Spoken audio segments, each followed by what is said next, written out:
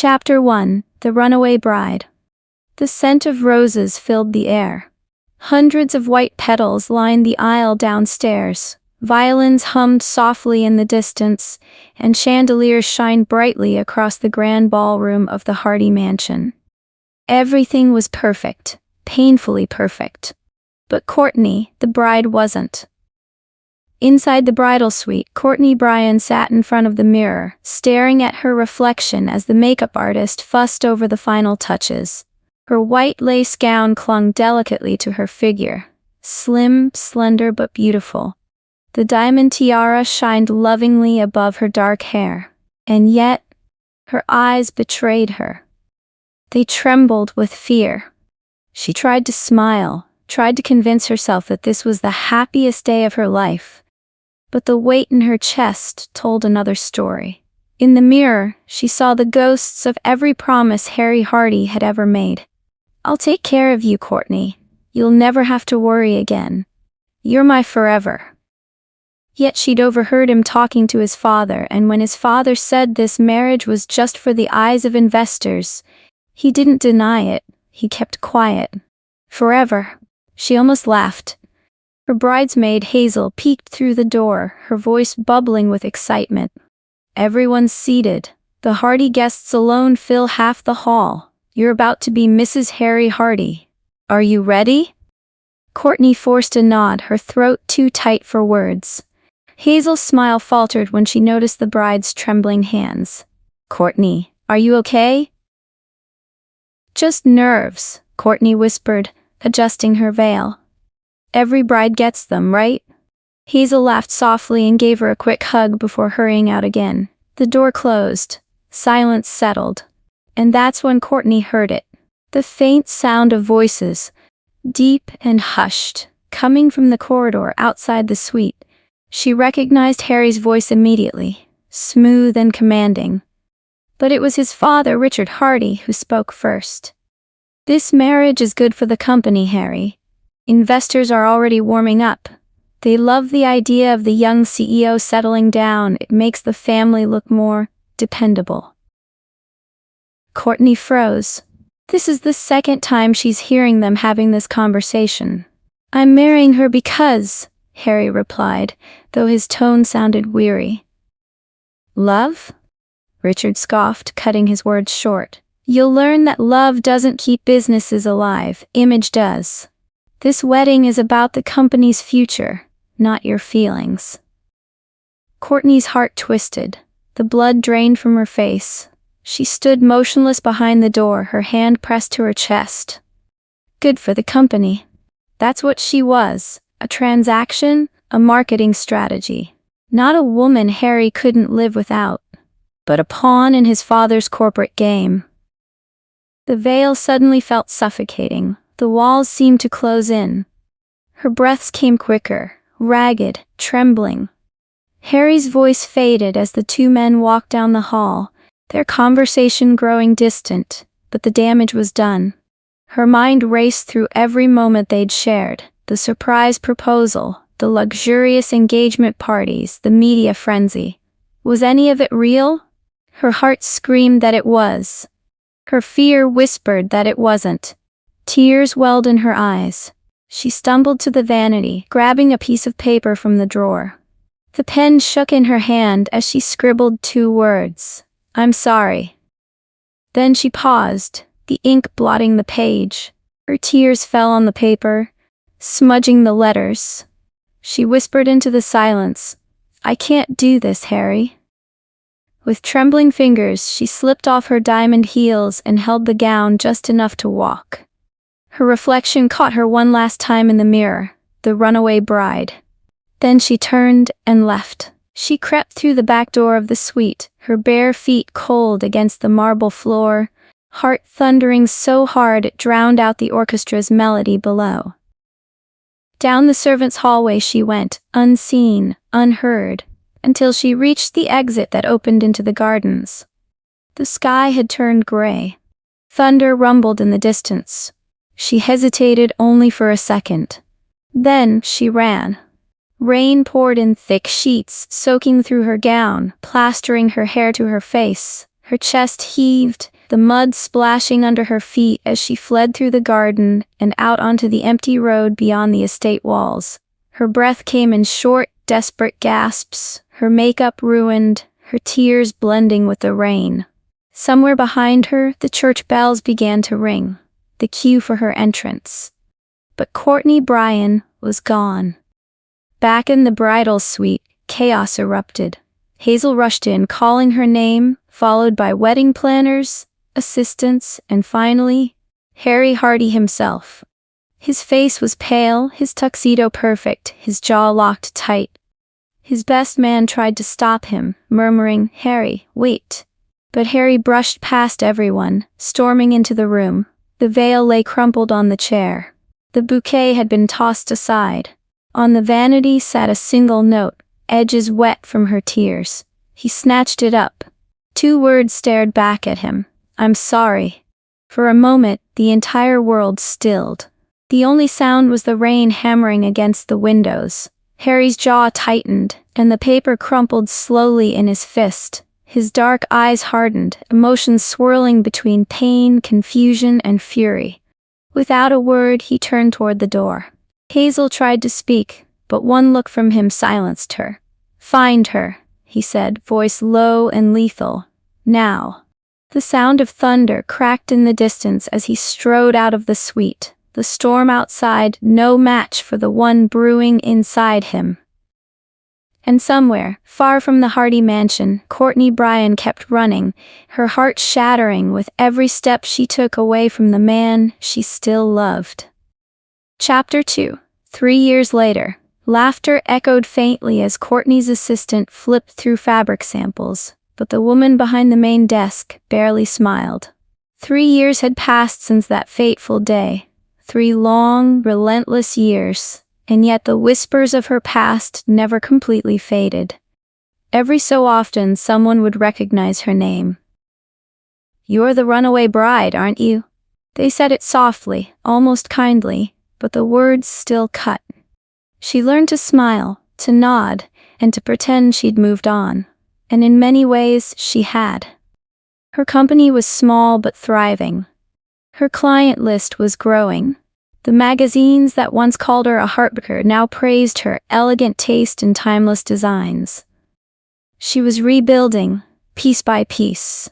But sometimes, late at night, when she turned off the lights and the silence settled in, her heart whispered the name she still tried to forget. Harry Hardy. He had once been her entire world. And when she ran, she didn't just leave a wedding behind, she left the only man she'd ever truly loved. Kourtney exhaled quietly, flipping through sketches on her desk. The designs blurred before her eyes, and she rubbed her temples. "Get a grip, Court," she muttered. "It's been 3 years. Let it go." Her assistant, Maya, popped her head into the office. "You talking to yourself again?" Kourtney laughed softly, thankful for the distraction. "Occupational hazard." "Well, I hope you're ready for a new one," Maya said, waving a folder. "A big project just came through." Kourtney arched a brow. "Big how?" "Like, luxury hotel renovation big, the kind that puts you on every design blog in the country." That caught Kourtney's attention. She stood, walking around her desk as Maya laid the proposal on the table. It was printed on thick cream paper, the logo embossed in elegant silver. Kourtney froze. Hardy Group International. Her breath caught. The room seemed to tilt for a second, and her fingers instinctively tightened on the edge of the folder. Maya didn't notice at first, still flipping through the pages. "They're opening a new flagship hotel downtown. The concept is called the Eden Grand. They said your minimalist modern style is exactly what they want. The pay." Maya whistled. "Let's just say you could take a year off and live on a beach somewhere after this one." Kourtney didn't respond. Her pulse pounded in her ears. The Hardy name printed across the letter felt like a wound reopened, like an old ghost reaching through the paper to pull her back in. She took a slow breath, trying to steady her hands. "Who sent it?" "Someone from their executive office. A Miss Daniels. Wants to schedule a meeting next week. Kourtney hesitated. Her instinct screamed no. She didn't want to be anywhere near the Hardy name, not even in business. Not after what she'd done. Not after how she left. But then Maya added softly, if we land this court, it could secure the studio for the next 3 years. No more chasing small contracts. This could be your breakthrough. Kourtney's chest tightened. Her company was doing well, yes, but it was also fragile. Rent, taxes, salaries, she couldn't afford to turn down a project this big. She looked down at the papers again.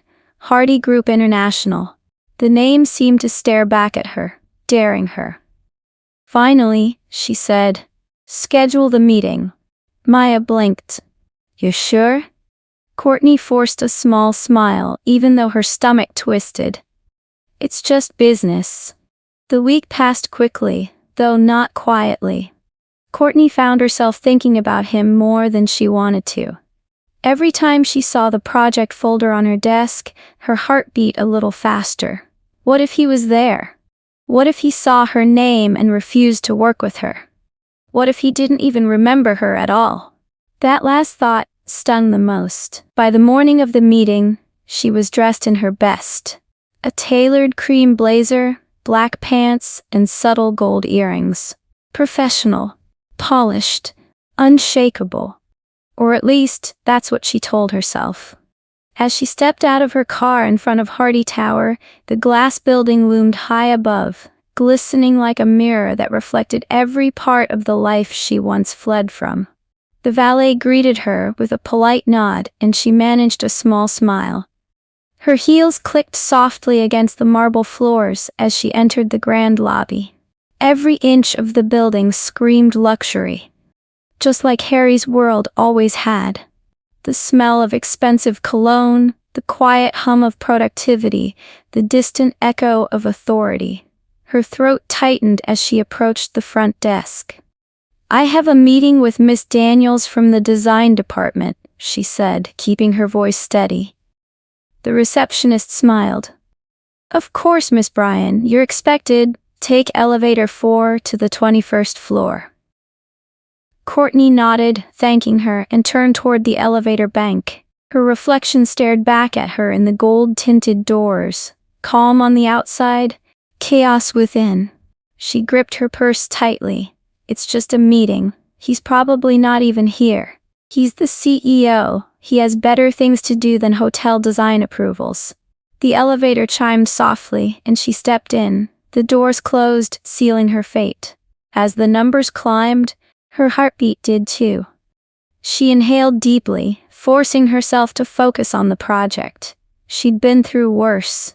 She'd rebuilt her entire life. She could handle one business meeting, but deep down, she knew it wasn't the business that terrified her. It was the possibility of seeing him again, of those eyes finding her after all this time. The elevator slowed, then stopped with a soft ding. The door slid open, and there he was. Harry Hardy. Standing at the far end of the corridor, tall and commanding in a charcoal gray suit that fit him like sin. His dark hair was neatly styled, his expression unreadable, his presence magnetic. He was surrounded by 2 executives, but his gaze, cold, sharp, piercing, lifted and locked on her the second she stepped out. Time stopped. The hallway buzzed with life, yet Kourtney heard nothing. Her pulse thundered in her ears as memories came crashing back. The laughter, the kisses, the vows that never came true. He didn't look surprised. If anything, he looked like he'd been expecting her. His lips curved in something that wasn't quite a smile. Well, he said, voice smooth but laced with danger. If it isn't my runaway bride. Kourtney froze, her breath caught in her throat. Every ounce of composure she'd built over 3 years shattered under the weight of his voice. The elevator doors slid closed behind her, cutting off her escape. Chapter 3, When Eyes Collide. The elevator doors slid open with a soft chime, and the world seemed to still. Kourtney Bryan stepped into the sleek, glass-walled office of Hardy Group International. Everything about the place screamed control. Polished marble floors, minimalist decor, and quiet power humming beneath the surface. Her heels clicked lightly against the floor, but her pulse was deafening. 3 years. 3 long years since she last heard his voice. The receptionist gave her a polite nod. "Mr. Hardy will see you now." Her breath caught. She forced her lips into a professional smile, clutching her portfolio tighter than necessary. "Thank you." As she approached the tall double doors, 100 memories pressed at the edges of her mind. The way he used to tuck her hair behind her ear, the way he'd whispered her name like a promise, and the way his eyes had looked that morning when she ran. She pushed the memory aside and entered. The office was expansive. Floor-to-ceiling windows overlooked the city skyline, sunlight catching on every polished surface. And there he was, Harry Hardy, sitting behind a dark mahogany desk, a vision of authority in a tailored charcoal suit. His once boyish charm had hardened into something magnetic, dangerous. The jawline was sharper, his posture even more commanding. But those eyes, those stormy, knowing eyes, hadn't changed. They locked on her the instant she walked in. "Kourtney Bryan," he said, his tones smooth yet edged with something unspoken. "Long time." Her throat went dry. The name rolled off his tongue like silk dipped in venom. "Mr. Hardy," she replied, summoning her calmest smile. "It's good to see you again." He leaned back in his chair, lips curling in a humorless smirk. "Is it?" A silence stretched between them, heavy and intimate. Outside, the city roared, but in that room, it was just them, and the ghosts of everything they'd never said. Kourtney placed her folder on the desk. "I believe you wanted to discuss the renovation project for the Royal Crest Hotel?" He nodded, his gaze still fixed on her face. "Yes, my company recently acquired it. We're looking for a redesign, something elegant, timeless. I hear you're the best in the field." His words were flattering, but his tone was surgical. She swallowed. "I do my best work when I'm given creative freedom, and I thought I was supposed to meet someone else? Of course, but I'm the boss." He rose from his chair and walked around the desk, stopping just inches away from her. He smelled like cedar and expensive restraint. "You always did value your freedom," he murmured. Her chest tightened. "I value my work," she countered. He chuckled, low and bitter. "Is that what you call it now?" She looked up sharply, her eyes flashing. "If you called me here to settle old wounds, I can leave right now." His smirk vanished. "Sit down, Miss Bryan." Her spine stiffened at the tone, but she sat. She would not give him the satisfaction of seeing her falter. Harry leaned against the edge of his desk, arms folded. "Tell me, Kourtney, do you often run away from your business partners before contracts are signed?" The jab hit its mark. Her heart clenched, but she refused to flinch. "That day," she began, but her voice trailed off. What could she say? That she had been scared? That she'd felt like nothing more than a pawn in his father's empire? She gathered herself. "That day was a mistake. I should have talked to you." He tilted his head, studying her. "Yes, you should have." The air between them crackled with a mix of pain and unspoken desire. She could feel it, the same pull that once drew her into his arms, the same energy that had destroyed her composure back then. But Harry was different now, controlled, calculated. He turned back to his desk, flipping open the contract. "Despite our history, I'm willing to offer you this project. I think you're perfect for it." She blinked. "Perfect?" He met her eyes again, his expression unreadable. "After all, you have a way of disappearing and reappearing when least expected." Her chest tightened at the venom laced behind the calm words. Still, she lifted her chin. "I appreciate your confidence." She reached for the pen he offered and signed the papers with trembling fingers. When she handed the pen back, their fingers brushed, just for a moment, but it was enough to send a shiver down her spine. She could feel the heat of his gaze burning into her skin, dissecting her every movement. "I'll have my assistant send you the project details," he said, his tone clipped, professional again. "We expect the first design presentation in 2 weeks." Kourtney stood, gathering her folder, desperate to escape before the tears she'd held for years threatened to fall. "Understood." She made it to the door before his voice stopped her cold. "Kourtney," she froze. Slowly she turned. Harry's eyes were darker now, his expression unreadable, but the edge of his voice sent a chill down her spine. "This time," he said softly, almost a whisper, "you won't run." For a heartbeat, neither of them moved. The city lights flickered behind him like silent witnesses. And then Kourtney left the room, heart pounding, palms trembling, every cell in her body screaming with the realization that Harry Hardy wasn't just a chapter from her past. He was the unfinished story waiting to burn her alive. The Royal Crest Hotel gleamed under the morning sun, its grand facade wrapped in scaffolding and dust. Inside, the lobby echoed with the sounds of drills, chatter, and new beginnings. Kourtney stood in the middle of it all, helmet on, clipboard in hand, determined to bury herself in work. She'd spent nights perfecting the new design. Marble textures softened by warm lighting, modern luxury meeting timeless comfort. Every detail mattered. This project wasn't just business, it was redemption. If she could pull this off, maybe she'd finally silence the whispers that had followed her since the day she ran. But Harry Hardy wasn't making it easy. "Miss Bryan?" His deep voice drawled behind her. She turned, heart leaping before she could stop it. He was there again, sleeves rolled up, tie loosened, watching her like a hawk. She took a breath. "Mr. Hardy, I didn't expect you on site today. I like to keep an eye on my investments." He moved closer, his cologne filling the air between them. "Especially the risky ones." She met his gaze, refusing to flinch. "If you don't trust my work, you can hire someone else."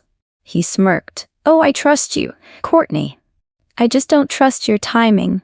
The meaning behind his words wasn't lost on her. Their exchange drew the attention of workers pretending not to listen. Kourtney forced a calm smile and gestured toward the lobby model. "This section will open up into a skylit atrium." "Guests will," Harry interrupted. "It's too open. People want privacy, not exposure." She blinked.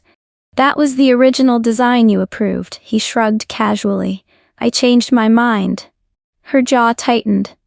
He was doing it on purpose, undoing her work, undermining her confidence, testing her limits.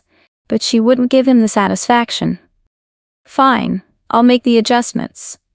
"Good," he murmured, eyes lingering a little too long. "I always knew you were good at following instructions." Her pulse skipped. The air turned thick with memories. Flashback, 3 years ago. She remembered laughter echoing in his penthouse, champagne glasses clinking, his arm around her waist, as they danced barefoot across marble floors. "I can't believe you said yes," he'd whispered against her ear that night. She'd smiled up at him, eyes full of belief. "I can't believe you asked." Then came the kiss that sealed their fate. Warm, reckless, full of promise.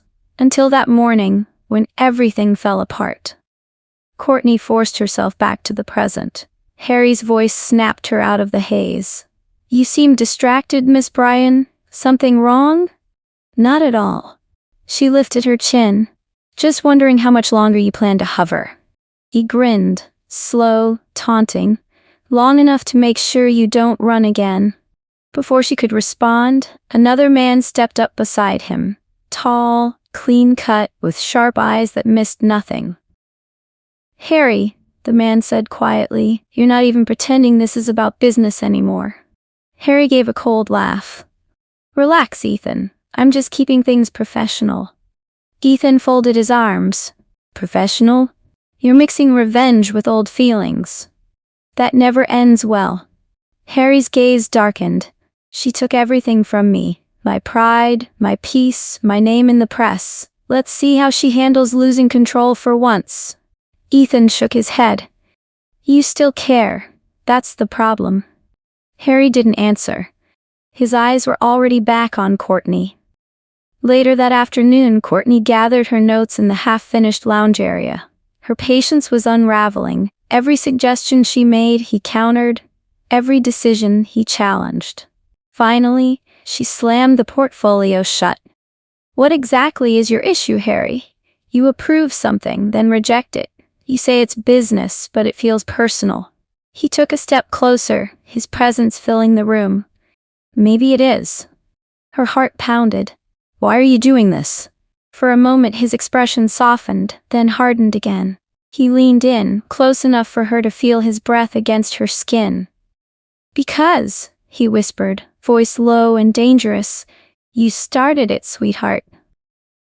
Her breath caught, and before she could say another word, he turned and walked away, leaving her standing in the echo of his words, torn between guilt, anger, and the ache she thought she'd buried years ago. Chapter 4: Shattered Apologies. The elevator ride to the top floor felt longer than usual. Kourtney's reflection in the mirrored walls stared back at her, calm, poised, yet hiding the storm that churned within. The proposal folder felt heavy in her hands, as if it carried not just design sketches and budget sheets, but the weight of every word left unsaid. When the elevator doors slid open, she stepped into a world of glass and steel. Harry Hardy's penthouse. The air smelled of sophistication and quiet authority. Floor-to-ceiling windows framed the city skyline like a painting. Golden lights shimmered across the horizon. Harry stood by the window, phone in hand, suit jacket off, sleeves rolled to his elbows. His silhouette was sharp, powerful, unbothered. He didn't turn when she entered. You're late. Kourtney steadied her breath. Traffic. He glanced over his shoulder, eyes cold but lingering. Excuses. I thought you were better at time management. I thought we were here to discuss the hotel's design, not my punctuality, she replied, placing the folder on his desk. He finally faced her fully, and the sight stole her words for a moment. The years had sculpted him into something sharper, darker. Every inch of him radiated control.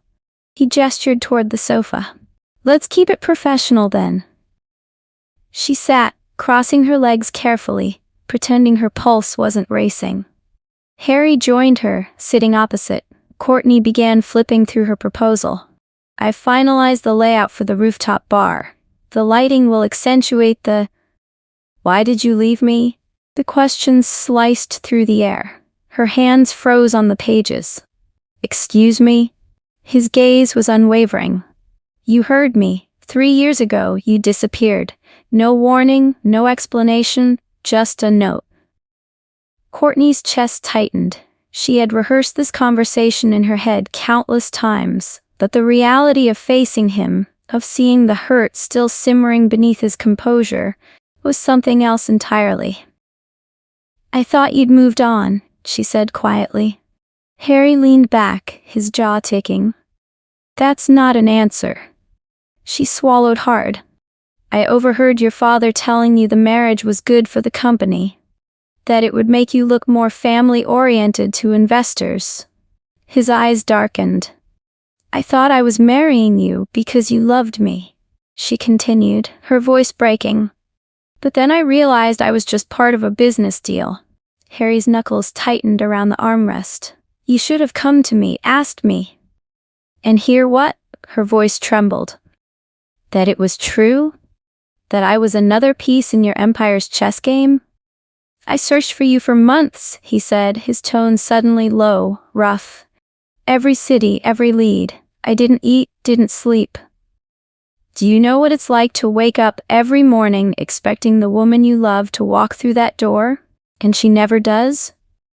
Kourtney blinked back tears. Harry.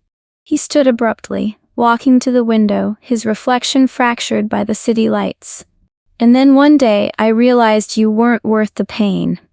Her breath hitched as his words sank deep. She looked down, forcing herself to stay composed. "Then why are you still punishing me?" Silence. Harry turned, his eyes unreadable. "Because even after all this time, you still make me feel something I can't control." Her heart slammed against her ribs. "Don't," she whispered. "Don't make this about emotions." We both moved on. He stepped closer, closing the distance between them until she could feel his warmth. "Have you?" Kourtney's resolve wavered. The air grew heavier, charged with everything unsaid. His scent, his nearness, the quiet fury in his voice, it all dragged her back to the nights when love had been their undoing. "Harry," she said softly, but it came out like a plea. His eyes fell to her lips, and for a heartbeat, the world disappeared. The tension was unbearable, magnetic. Kourtney felt herself leaning forward, drawn in by something far stronger than reason. Her heart screamed for just one taste of what she'd lost. But just before their lips met, she stopped. Her eyes glistened with tears. "Some things can't be fixed," she whispered, stepping back. Harry's jaw tightened, but his voice softened, just barely. "Maybe not. But some things don't break easily either." She shook her head, grabbing her folder from the table. "Good night, Mr. Hardy." "Kourtney."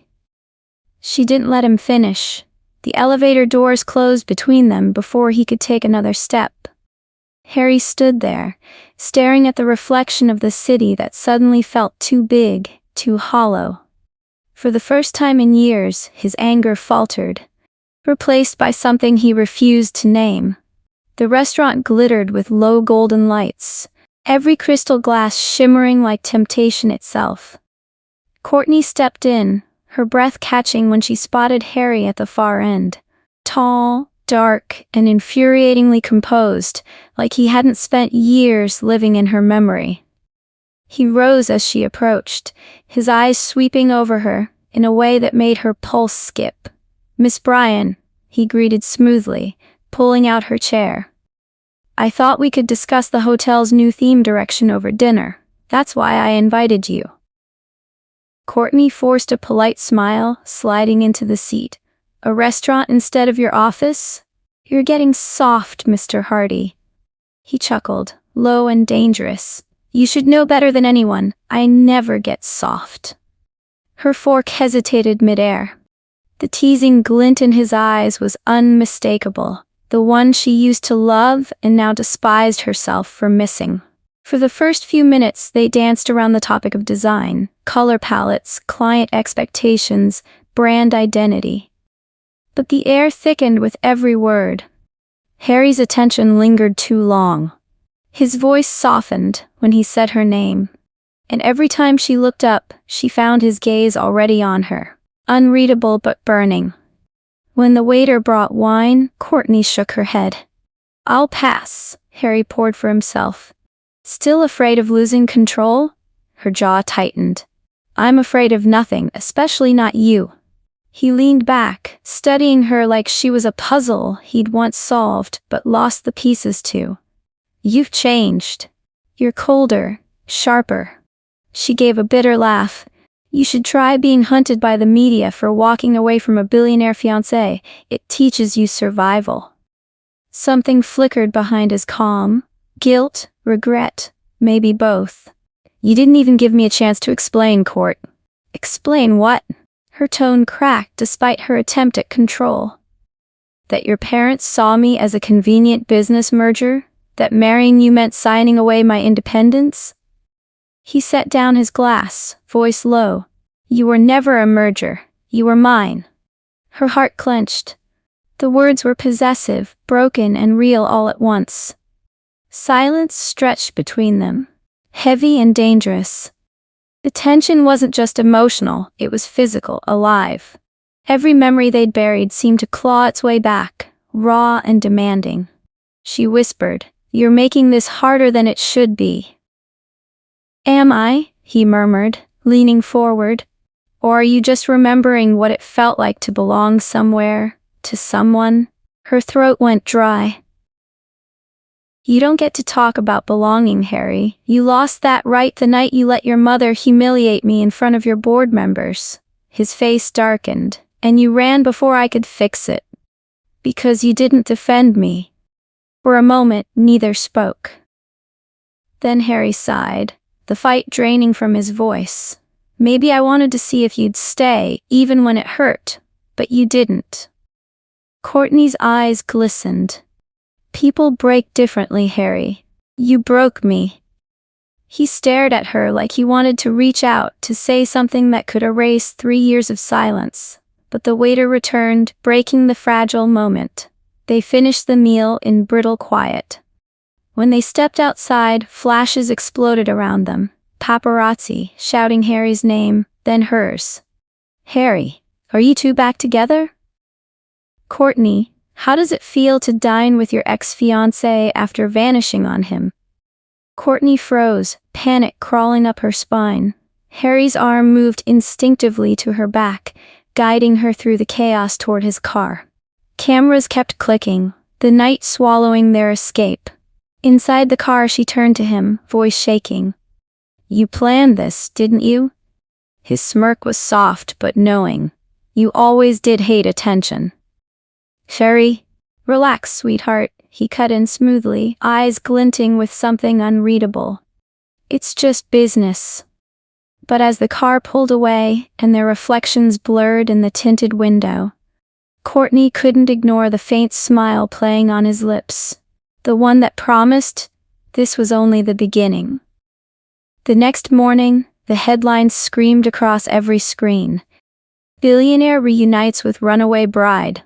Sparks fly at midnight dinner. And Kourtney Bryan realized that Harry Hardy wasn't just reopening old wounds. He was rewriting the story, and this time, she wasn't sure she'd survive the ending. Chapter 5, Scandal Revival. The sound of her phone buzzing felt like a curse that morning. Kourtney Bryan sat at her desk in her glass-walled studio, surrounded by swatches of velvet fabric, architectural sketches, and models of her latest project. She had tried to focus, to bury herself in color palettes and textures, but no matter how many times she refreshed her email, the news didn't go away. Billionaire reunites with runaway bride. Hardy's lost love returns. Business or romance?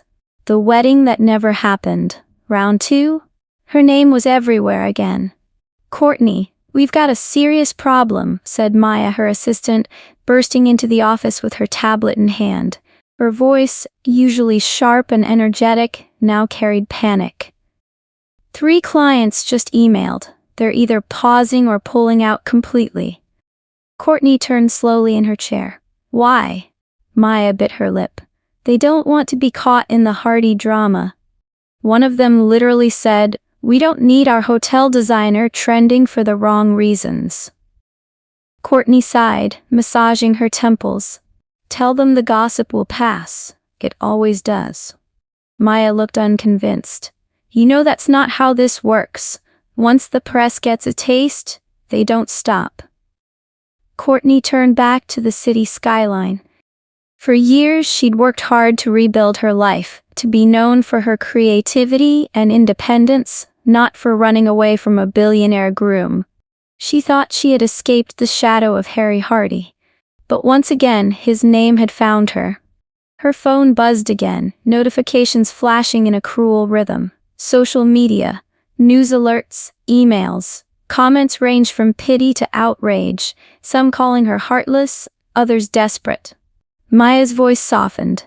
You can still pull out of the Hardy project, you know. It's not worth your reputation. Kourtney turned to her, eyes steady but weary. If I back out, they'll think I'm running again, and I'm done running. Before Maya could reply, Kourtney's phone lit up with an all-too-familiar name. Harry Hardy. Her stomach clenched. She hesitated, then answered. Harry. His voice was calm, almost too calm. You're trending everywhere. My PR team can handle this if you let them. She frowned. You mean handle me? This isn't about control, it's about damage control. The Hardy Group's reputation is on the line too. Kourtney laughed bitterly. You think I care about your investors right now? I'm trying to help you, he snapped. You don't get to help me, Harry, not after everything. A bead of silence stretched between them, taut and painful. Then his tone dropped lower, almost dangerous. You always think you can fight alone, Kourtney, but this time, you might not win. I'll take my chances. She hung up before he could say more. Hardy Tower later that day. Harry slammed a newspaper down on the conference table, his jaw tight with frustration. Across from him, his father, Charles Hardy, regarded him coolly. You should have expected this. That woman's name is poison to the press, and to this family. Harry's glare darkened. She's a professional. She didn't ask for this. Charles leaned back. No, but she brought it with her. You're a Hardy, Harry. You can't afford sentiment. Sentiment? Harry barked a laugh, low and humorless. You think I'm doing this out of love? I think. His father said quietly, that you're doing it because she still matters, and that makes her dangerous. The words hit harder than Harry wanted to admit. When Kourtney left, she hadn't just humiliated him, she'd wrecked his trust in everything. He'd spent years burying the wound under power, success, and pride. Yet now, seeing her again, it all came rushing back. But he couldn't afford weakness. Not now. Charles stood, adjusting his cufflinks. Don't let her ruin this family twice. When the door closed behind him, Harry stared out the office window, the city lights reflecting in his eyes. His reflection was calm, collected, powerful. But inside, an old storm was raging again. If she won't let me protect her, he muttered, then she'll have to learn what happens when I take control. That night, Kourtney's studio. The rain had started again, tapping gently against the tall windows.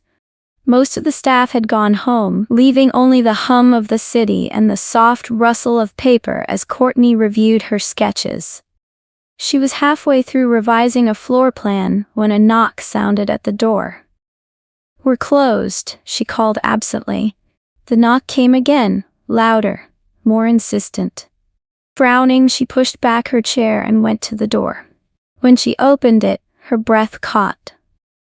Harry Hardy stood there, immaculate in a tailored charcoal suit, his expression unreadable.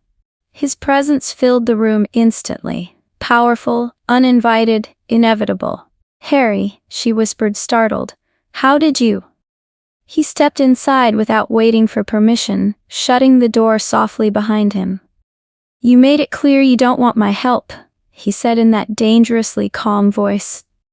But I'm not asking anymore. Her eyes flashed. You think you can just barge into my life and fix things your way? He smiled faintly. No, I think I can fix things the only way they'll actually work, mine. Kourtney crossed her arms, forcing confidence she didn't feel. I don't need saving, Harry. Maybe not, he said, moving closer, his eyes locked on hers, but I won't stand by while the world tears you apart. His words hung between them, thick with tension and something she couldn't name. Why? She whispered. Why do you even care? For a moment the mask slipped, and something raw flickered in his eyes. But it vanished as quickly as it came. Because this scandal affects both of us, he said coldly. And if you won't let me protect you? He took another step, close enough for her to feel the heat of him. Then I'll do it my way. And before she could respond, he was gone, leaving only the faint scent of his cologne and a silence that felt far too familiar. Chapter 6. Collateral Hearts. The Hardy mansion looked exactly as she remembered it. Grand, cold, and immaculate. Every inch of the mansion screamed wealth and power, from the glittering chandeliers that hung like icicles to the marble floors that echoed under her heels. Kourtney had sworn she would never step foot here again. But as she stood before the tall mahogany doors, clutching her silver clutch like a lifeline, she reminded herself that this wasn't personal, it was business. That was what Harry had said when he invited her. Dinner with investors, strictly professional. Yet something deep in her chest warned her that nothing involving Harry Hardy was ever just business. The butler opened the door before she could knock twice. "Miss Bryan," he said politely, though she noticed the flicker of surprise in his eyes. "They're expecting you." Kourtney smoothed her navy blue dress, the one she'd chosen carefully, elegant enough for a hearty gathering but not soft enough to make her look vulnerable. As she followed the butler into the dining hall, the hum of laughter and conversation greeted her. And then the laughter stopped. All eyes turned to her. At the far end of the table sat Harry, in a black suit that made him look both regal and dangerous. His expression was unreadable, though the faint smirk tugging at the corner of his lips told her he knew exactly what kind of chaos he'd invited. To his left sat Mr. Hardy, stern and sharp-eyed as ever.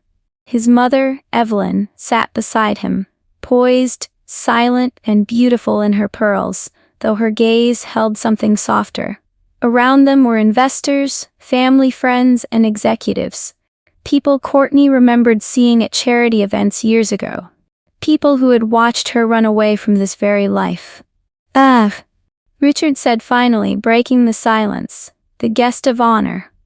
His tone dripped with irony. Kourtney forced a polite smile.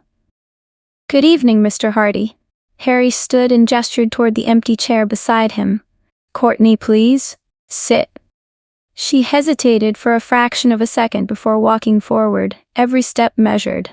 The murmurs began again as soon as she sat, low whispers about boldness and publicity stunts. Dinner began. Silverware clinked, glasses filled, conversation flowed again, though most of it revolved around her. "So," one of the investors said with a sly grin, "I hear you're leading the renovation for the Hardy Group's newest hotel. How poetic, given your history." Kourtney smiled, steady and unflinching. "Yes, I believe good design requires letting go of the past to build something stronger. I suppose that's what we're all doing here, isn't it?" A few guests chuckled approvingly. Even Evelyn's lips twitched. But Richard wasn't amused. "Interesting philosophy," he said, his voice cutting through the room. "Though I do hope this time you'll finish what you start." The comment hung heavy in the air. Kourtney met his eyes directly. "You have my word, Mr. Hardy. I don't make the same mistake twice." A tense silence followed, then Harry's deep voice broke it. "She doesn't." His gaze flicked toward his father, sharp, protective. "Kourtney's one of the best in her field. That's why I hired her." Richard's jaw tightened, but he said nothing. Evelyn leaned in gently. "It's been a long time, dear. You look well." Kourtney softened slightly. "Thank you, Mrs. Hardy." "I imagine the media hasn't made things easy for you," Evelyn said, her voice kind but cautious. "It's not the first storm I've had to weather," Kourtney replied, "and I doubt it'll be the last."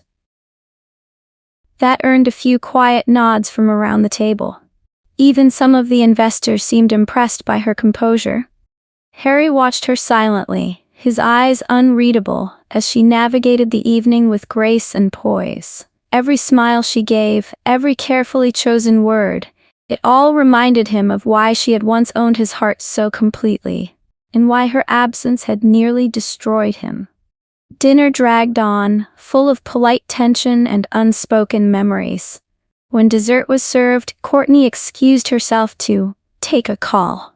In truth, she just needed to breathe. The long hallways of the Hardy estate were lined with portraits of ancestors. Grim-faced men and elegant women. Their painted eyes followed her as she walked, her heels clicking softly against the marble. She stopped near the window, the faint drizzle outside catching the glow of the garden lights. She barely heard the footsteps until they stopped behind her. "Running away again?" Harry's low voice came from the shadows. She turned sharply. "Don't start." He stepped closer, His tie loosened, his expression caught somewhere between anger and longing. "You handled them well tonight. I wasn't here to impress your family." "No," he murmured. "But you did anyway." Kourtney folded her arms, trying to shield herself from his stare. "If this dinner was your idea of revenge, congratulations, you made your point." Harry's lips curved faintly. "You really think I invited you here to humiliate you? Didn't you?" She shot back. "You knew your father would come after me." "I knew you could handle him," Harry said simply.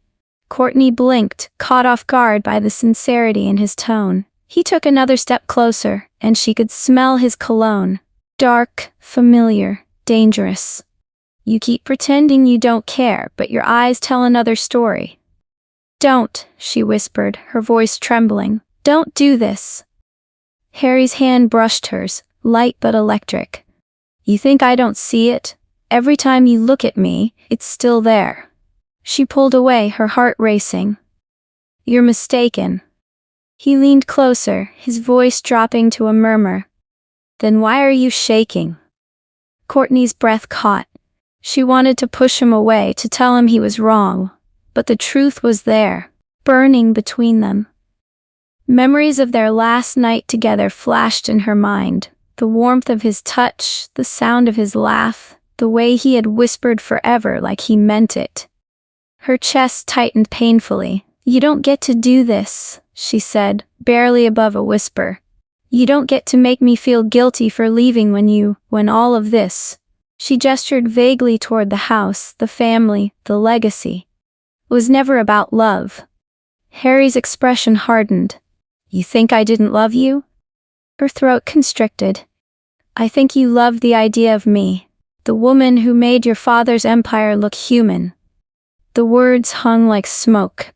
Then, unable to take it anymore, she turned and walked away, her heels clicking faster this time. "Kourtney!" His voice echoed down the hall, but she didn't stop. She grabbed her coat and pushed through the front doors into the night air. Rain poured down, cold and relentless, soaking her hair and dress as she crossed the stone steps. Her breath came in sharp, uneven bursts, but the tears that mixed with the rain were hotter. Why had she come here? Why had she let herself believe, even for a moment, that she could stand in that room and not feel everything she'd buried? "Damn it, Kourtney." She turned, startled. Harry was running after her, his hair damp, his suit jacket already dark with rain. "What are you doing?" she shouted over the storm. He caught up to her, his hand gripping her arm, not harshly, but firmly enough to make her stop. "You can walk away from my dinner, from my father, from the past, but don't you dare walk away from me like I never mattered." Her voice broke. "You don't get to say that after everything I went through." He stared at her, chest rising and falling. The rain dripped down his face, his eyes burning with something raw and unguarded. "Then tell me," he said quietly. "Tell me why you really left." Kourtney swallowed, her lips trembling, but no words came. The thunder rolled above them, and for a moment it felt like the whole world was holding its breath. Then she whispered, barely audible, "Because I was afraid that if I stayed, I'd lose myself." Harry's grip loosened. The rain fell harder. And without another word, she turned and walked into the storm, leaving him standing there, soaked and drenched. Chapter 7: The Breaking Point. Rain poured down in relentless sheets, drenching the marble steps of the Hardy estate. Kourtney stood at the edge of the driveway, her car keys slipping through trembling fingers. Every breath came out ragged, visible in the cold night air. The storm outside was nothing compared to the one brewing inside her chest. She'd promised herself she wouldn't cry. Not again, not over him, but her vision blurred anyway. She had faced Richard Hardy's venom, the scrutiny of investors, the silent judgment of high society, and still held her head high. But the look in Harry's eyes tonight had undone her. She heard his footsteps before she saw him. "Kourtney." Harry's voice cut through the sound of the rain, rough and commanding. She froze, her shoulders tightening as he approached. Within seconds, he was beside her, rainwater running down his face, his shirt already soaked through. "Stop walking away from me," he said, his tone low but firm. She turned sharply, eyes blazing. "And what do you want me to do, Harry? Stay and pretend everything's fine? Pretend your father didn't humiliate me in front of half your business circle?" His jaw clenched. "You handled yourself well." "That's not the point," she snapped, her voice breaking. "I'm tired of pretending that I can face this world like nothing ever happened between us." Harry's gaze softened, if only slightly. "And what did happen, Kourtney? Because I still don't understand it." She looked away, blinking back tears. "You wouldn't. You were too busy being perfect. Harry Hardy, the man who could fix everything except the woman he loved." Something in his expression faltered. For a moment, he didn't look like the cold, calculating businessman she'd met at Hardy Tower weeks ago. He looked like the man she'd once said yes to. The one who had kissed her under the stars and promised her a forever that never came. "I hated you for leaving," he said suddenly. His voice dropped, almost a whisper swallowed by the rain. "Every morning I woke up expecting to see you beside me, and every night I went to bed replaying that note you left. I'm sorry, Harry." Her lips trembled. "You think I wanted to leave? You think walking away from you didn't destroy me?" "Then why?" he demanded, stepping closer. "Why did you do it?" Kourtney swallowed hard, rain streaming down her cheeks like tears she couldn't hide. "Because your father told you marrying me was good for the company. Because I realized I was just part of a deal. A tool to make the Hardy name look more human, more romantic." Harry's eyes darkened. "You think I married you for them?" "I don't know what to think anymore," she whispered. "You didn't deny it when I confronted you that morning. You just stood there." "I was shocked," he said, his tone raw. "You were accusing me of something I didn't even understand. I went looking for you, Kourtney, for months, but you were gone. No trace, no number, no word." Her chest rose and fell sharply. "I had to disappear. It was the only way I could breathe again." For a long moment they just stood there, two broken hearts, drowning in rain and regret. Harry reached out, brushing a strand of wet hair from her face. His fingers lingered against her skin, gentle, trembling slightly. "You think I didn't hurt too? You think I just went on like nothing happened?" "I hated you for leaving," he admitted hoarsely, "but I hated myself more for letting you go." Kourtney's breath hitched, her heart lurching painfully. "Harry," she whispered, taking a step back even though every cell in her body screamed to stay. He didn't let her retreat. His hand caught her wrist, not forcefully, but firmly enough to make her stop. Their eyes locked, the world fading to the rhythm of the rain. "I never stopped loving you," he said, his voice raw and vulnerable, "even when I tried." She wanted to believe him. God, she wanted to. But love had nearly destroyed her once, and she wasn't sure she could survive it again. "Don't," she murmured, shaking her head. "You can't love me out of revenge, Harry. That's not love, it's guilt." "It's not revenge," he said quietly. "It's unfinished." His words cut deeper than he knew. Her lips parted, trembling as if she wanted to respond but couldn't find the words. And then, almost without meaning to, they both moved closer. Their faces were inches apart, breaths mingling, hearts beating in a desperate rhythm that belonged only to them. His hand slid to her jaw, thumb tracing the edge of her lips. It felt like everything, the years of anger, the pain, the longing, were pulling them toward this one impossible moment. Her pulse raced. "Harry, say you don't feel it," he whispered. "Say this means nothing." Kourtney opened her mouth, but no words came out. Her silence was the only answer he needed. Their lips nearly touched. And then, her phone rang. The shrill sound shattered the fragile tension between them. Kourtney flinched, pulling away, breathless. Harry's expression darkened, eyes flicking toward her phone. "Answer it," he said flatly. She fumbled for it, hands trembling, glancing at the screen. "It's Maya," she murmured, hitting the call. "Maya, what is it?" Her assistant's voice came through, frantic, breathless. "Kourtney, you need to get here. Someone's broken into the hotel site. The blueprints are gone. The samples are trashed. Everything's a mess. It looks like sabotage." Kourtney froze. "What? Who?" "I don't know," Maya said quickly. "But security says they found a car leaving with Hardy Group credentials." Kourtney's blood ran cold. Her gaze snapped up to Harry, whose brows furrowed as he caught the fear in her eyes. "What happened?" he demanded. She ended the call, her lips parting in disbelief. Someone sabotaged the project. Rain poured harder, thunder echoing above them. Harry's expression hardened instantly, all traces of vulnerability gone. The CEO was back. "Get in the car," he said firmly. "We're going there. Now." Kourtney hesitated. "Harry, this isn't a coincidence," he cut in sharply. "Someone's trying to send a message, and I'm not letting them hurt you again."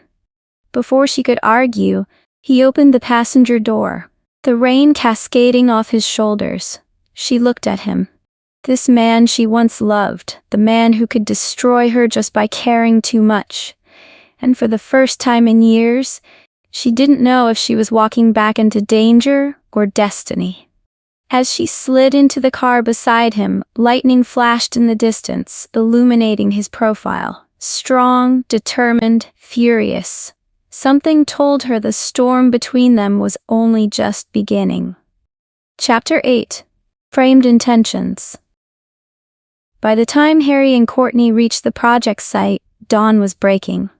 The once promising hotel grounds were chaos. Broken glass littered the marble floors, blueprint pages were torn and drenched, and the smell of burnt wiring hung in the air.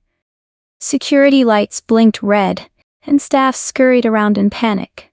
Kourtney stepped out of the car, her heels splashing in puddles. The destruction felt personal, like someone had reached into her chest and ripped apart everything she'd built. Maya rushed toward her, raincoat clinging to her small frame. "It's bad," she said, voice shaking. "Really bad. The files, the designs, even the backup drives, they're gone." Kourtney blinked, trying to steady her breathing. "Gone? How could they just be gone?" Harry was already talking to the head of security, his voice low but fierce. "I want every employee with site access questioned. Check the entry logs, the cameras, everything." "Yes, Mr. Hardy," the guard stammered before hurrying off. Kourtney walked to what had been the layout table. Shredded samples of luxury fabric lay scattered across the floor, her meticulous color boards reduced to soggy ruins. Her heart ached. This project had been her chance at redemption, proof that she could face the Hardys again on her own terms. Harry returned, his expression tight. "They say whoever did this used Hardy Group credentials to get through the gates." Kourtney frowned. "That doesn't make sense. Who would risk their job doing this?" Before he could answer, Ethan, Harry's assistant, came striding toward them, tablet in hand, his usually calm face drawn tight with concern. "We have a bigger problem, sir." Harry turned sharply. "What now?" Ethan hesitated, glancing at Kourtney. "The media already has it. There's a rumor circulating that Mr. Bryan sold the project blueprints to Stanton Designs, Hardy Group's biggest rival." Kourtney froze. "What?" Ethan showed the tablet. The headline blared in cruel letters. "Hardy Group's Runaway Bride leaks confidential designs, revenge or strategy." Beneath it was a leaked image of the hotel's floor plan, stamped confidential, and an email chain apparently sent from Kourtney Bryan's work account to a Stanton Designs executive. Kourtney's hands flew to her mouth. That's not real. I never sent that." Harry's eyes were on her, sharp and searching. Kourtney. She looked at him, pleading. You don't think I'd do that, do you? He didn't answer right away. The silence between them cut deeper than words ever could. Maya stepped forward. This has to be a setup. Kourtney barely even uses her office email. I do most of the correspondence. Ethan nodded. We're running a trace now, but the sender's IP address was logged from your studio's network. Kourtney's breath caught. My studio? She turned to Maya in shock. But how? Harry's expression hardened. So someone used your connection to leak company property? She flinched at his tone. You think I did it? I think, he said slowly, that it's a very convenient coincidence for you. The words hit her like a slap. After everything, she whispered. After last night? Harry's jaw worked, guilt flickering in his eyes before he forced it away. This isn't personal, it's business. Don't give me that, she snapped. You and I both know it's never just business between us. The site went silent. Workers pretended not to watch as Kourtney's voice broke through the air like lightning. I've spent 3 years rebuilding my name, she said, voice trembling but strong. 3 years being called a gold digger, a coward, a joke. I finally get a chance to prove myself, and you, of all people, think I'd throw it away for money? Harry exhaled heavily, rubbing a hand through his damp hair. I want to believe you, Kourtney, but this is serious. Stanton could sue. Investors are already calling. Kourtney stared at him, her heart fracturing one piece at a time. So that's it? I'm guilty until proven innocent? I didn't say that. But you didn't deny it either, she said bitterly. Maya tugged her arm gently.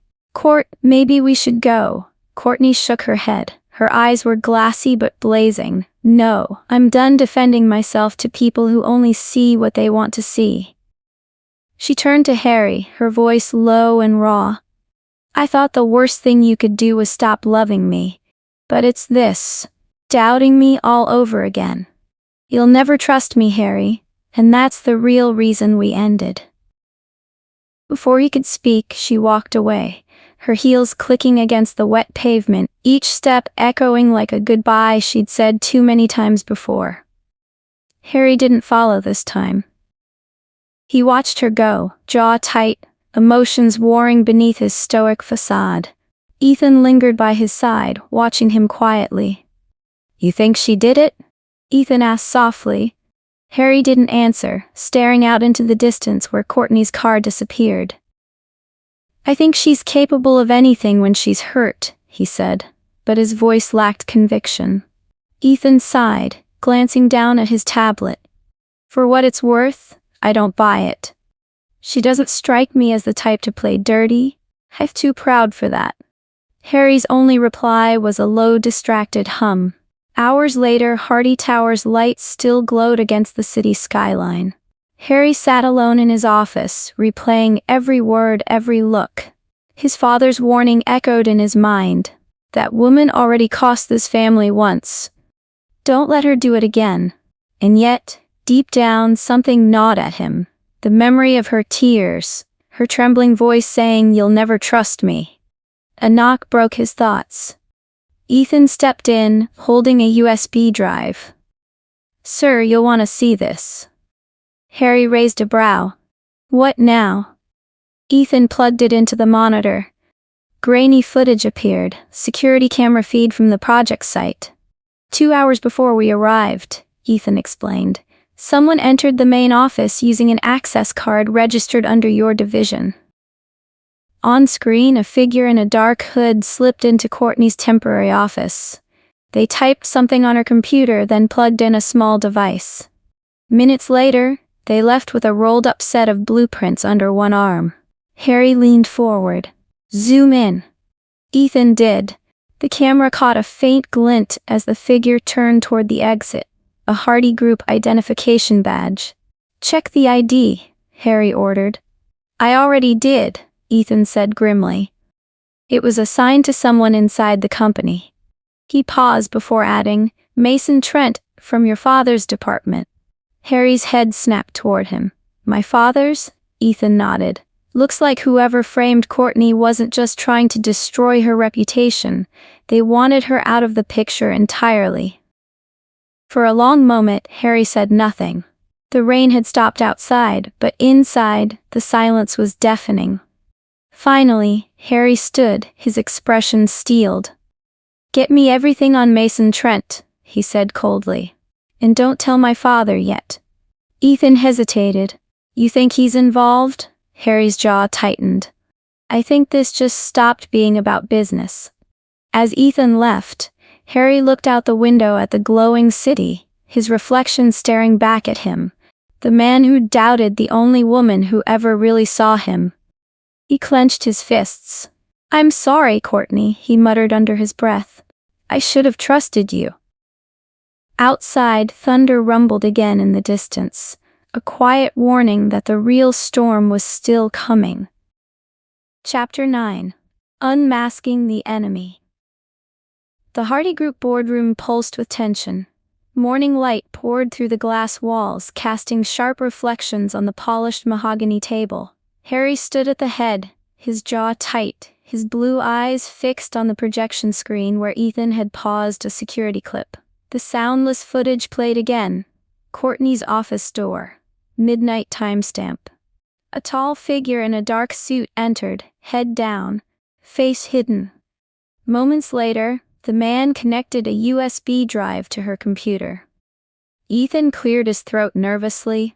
"This footage is from the night before the blueprints were leaked. I enhanced the frame at timestamp 12:46 a.m. He clicked, and the blurry figure froze mid-turn, revealing Mason Hardy's unmistakable smirk. Gasps rippled around the boardroom. A few directors exchanged uneasy glances. Harry's fists clenched. "You're sure this hasn't been tampered with?" Ethan nodded. "I verified it myself. The IP address that sent the email to our competitors was logged from Mason's restricted admin network." The silence that followed was deadly. Mason sat opposite, legs casually crossed, his expression unreadable. "You've gone through my systems?"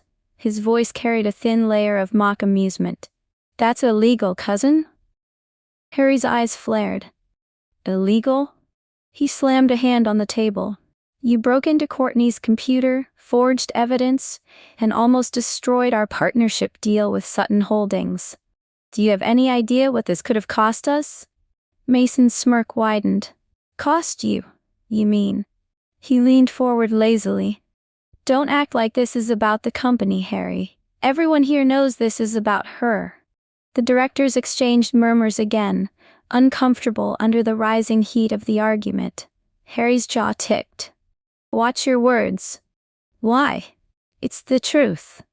Mason's voice turned venomous. "She walked out on you once, humiliated this family, and you brought her back to destroy us from the inside. You were too busy chasing nostalgia to see she's still poison." "Enough." Harry's voice cut through the room, low and dangerous. But Mason wasn't finished. He rose, his chair scraping sharply against the floor. "You always choose love over logic, cousin. And that's your weakness. You let her walk back into this building, and she's already undone everything Father built." Harry stepped closer, the air between them crackling. "My weakness," he said slowly, "is thinking there's still something redeemable in you." Ethan tried to intervene. "Mr. Hardy." "Stay out of this," Harry snapped, not breaking his stare. Mason chuckled darkly. "You think you can save her reputation now? The press already has the leak story. The shareholders are questioning your leadership. I did what was necessary to keep this company intact." "You did it for your own greed," Harry said, voice low but steady. "You wanted control, and you didn't care who you had to destroy to get it." Harry turned to the board. "Effective immediately, Mason Hardy is terminated and banned from all Hardy Group operations and properties." The directors hesitated, then one by one nodded. The decision was unanimous. Mason's smirk faltered. "You'll regret this, Harry. The board might agree now, but when she drags your name through the mud again..." Harry cut him off coldly. Get out before I make security drag you out. Mason's eyes flickered with hatred. He straightened his tie, gave a slow, mocking clap, and walked toward the door. Enjoy your downfall, cousin. You've just made your biggest mistake. The door slammed shut behind him. Silence stretched, heavy and suffocating. Harry stood motionless, his chest rising and falling with quiet fury. He turned back to Ethan. Send the footage to PR. I want the truth out before the press twists it again. Ethan nodded. And Miss Lane? Harry's jaw tightened. She deserves to know. Kourtney sat in her studio, sketching half-heartedly. Her hands moved mechanically, her mind elsewhere. The whispers, the online backlash, the accusations, all of it had drained her spirit. The door burst open, startling her. Harry strode in, rain still clinging to his coat. His eyes burned with something fierce. Guilt, anger, maybe both. You could have called, she said softly, or maybe sent another lawyer to fire me this time. He ignored the jab and placed a flash drive on her desk. Watch it. Kourtney frowned but plugged it in. The footage played, Mason entering her office, planting the drive. Her breath hitched. Is this real? Harry said. His voice cracked slightly. Ethan confirmed everything. You were framed. Kourtney leaned back in her chair, shock melting into quiet exhaustion. So you finally believe me? Harry's gaze softened. I never stopped believing you, he lied, and she heard it. Her lips curved into a small, bitter smile. Don't do that, Harry. Don't make it sound noble. She rose, brushing past him to the window. You doubted me again. That's what hurts most. He took a step closer, his hand brushing her arm. Kourtney, she turned sharply. Don't. You fired him, didn't you? Yes. And what now? Her voice trembled. You think that fixes everything? Harry didn't answer. He just stared at her, at the woman who'd haunted him for years, who still made his pulse race despite everything. Finally, he whispered, I don't want to lose you again. Kourtney's breath caught. You already did. The silence between them stretched, heavy and aching. Outside, thunder rolled, fitting for the chaos that had become their lives. When she finally spoke again, her tone was distant. You should go. Tell your father the company's safe now. You've done your duty. Harry hesitated. For once he didn't know what to say.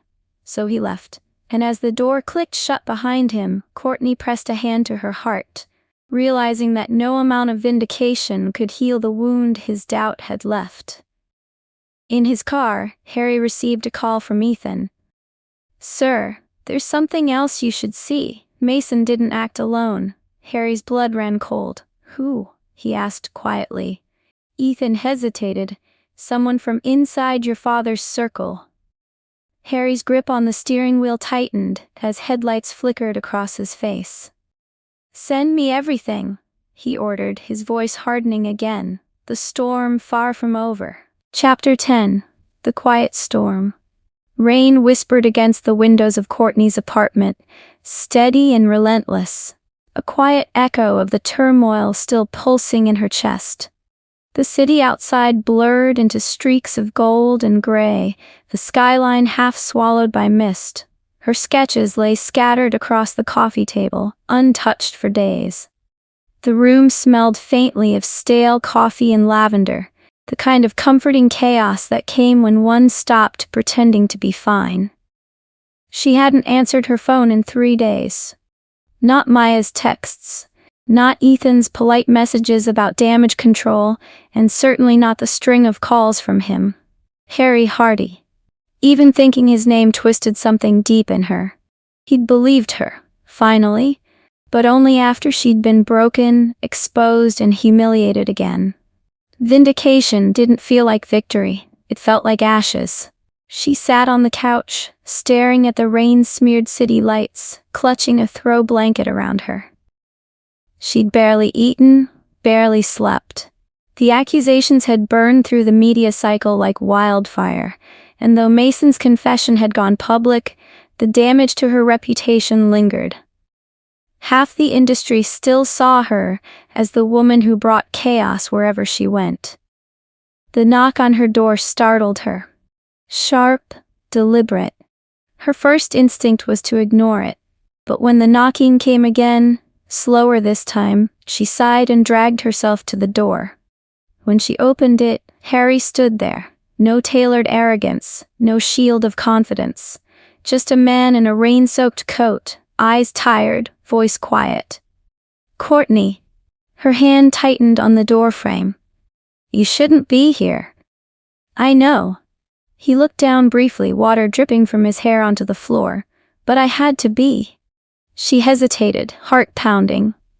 The urge to slam the door warred with something softer, the part of her that still remembered what it was like to love him before everything went wrong.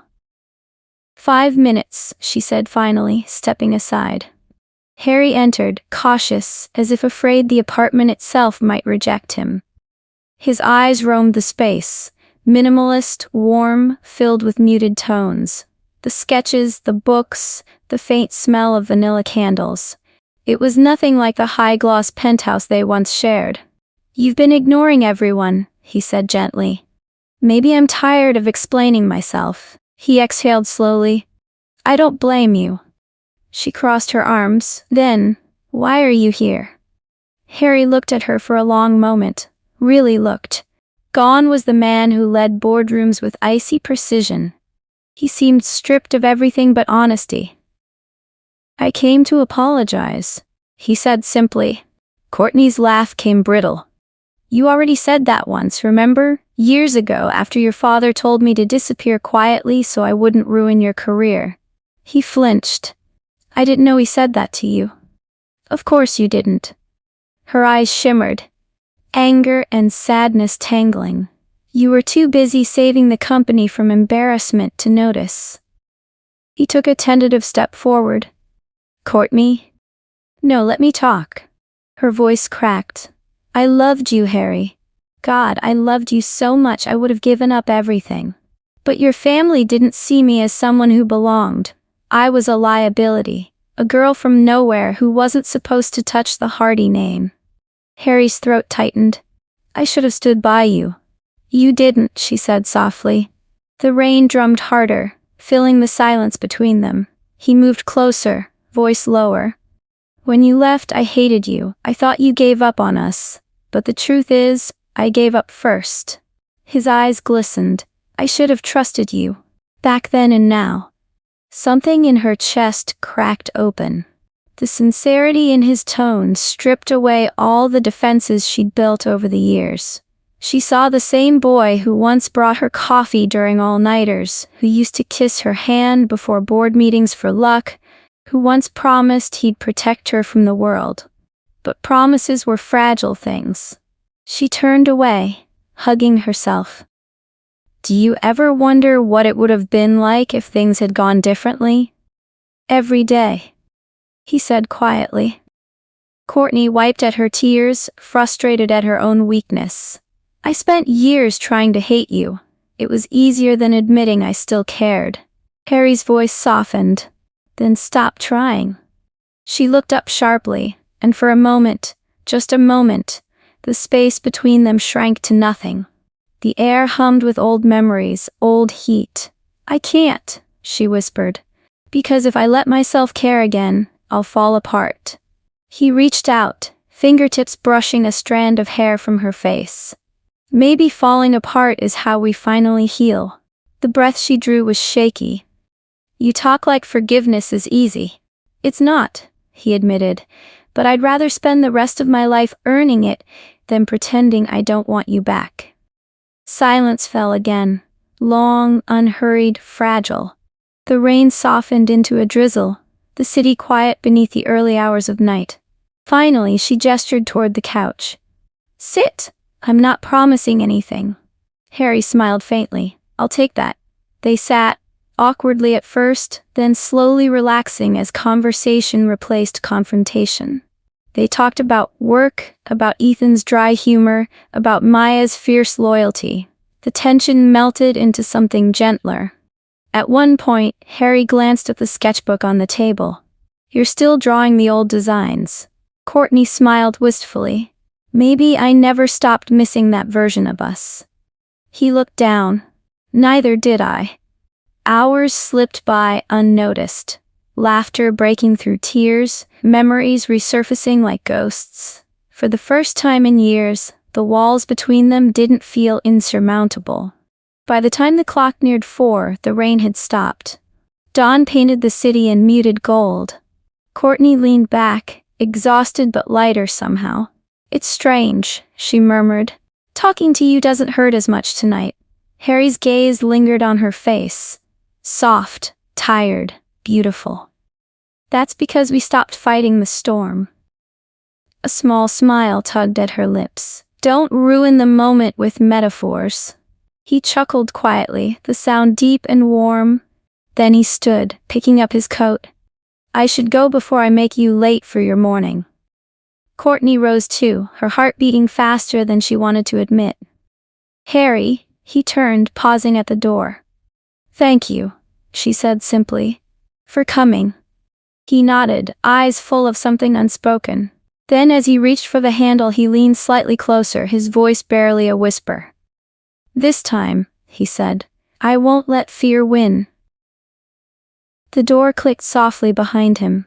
Kourtney stood there for a long while, fingers brushing the place where his voice lingered in the air. And as the first rays of sunlight cut through the window, she realized the storm inside her had quieted. Not gone, but gentled, like something finally ready to be healed. Across town, Harry slid into his car, the city awakening around him. His phone buzzed, a message from Ethan. We need to talk, it's about your father. Harry frowned, the quiet peace of the night fading instantly. He started the engine, unaware that the storm he thought had passed was only gathering again. Chapter 11. Business and Pleasure.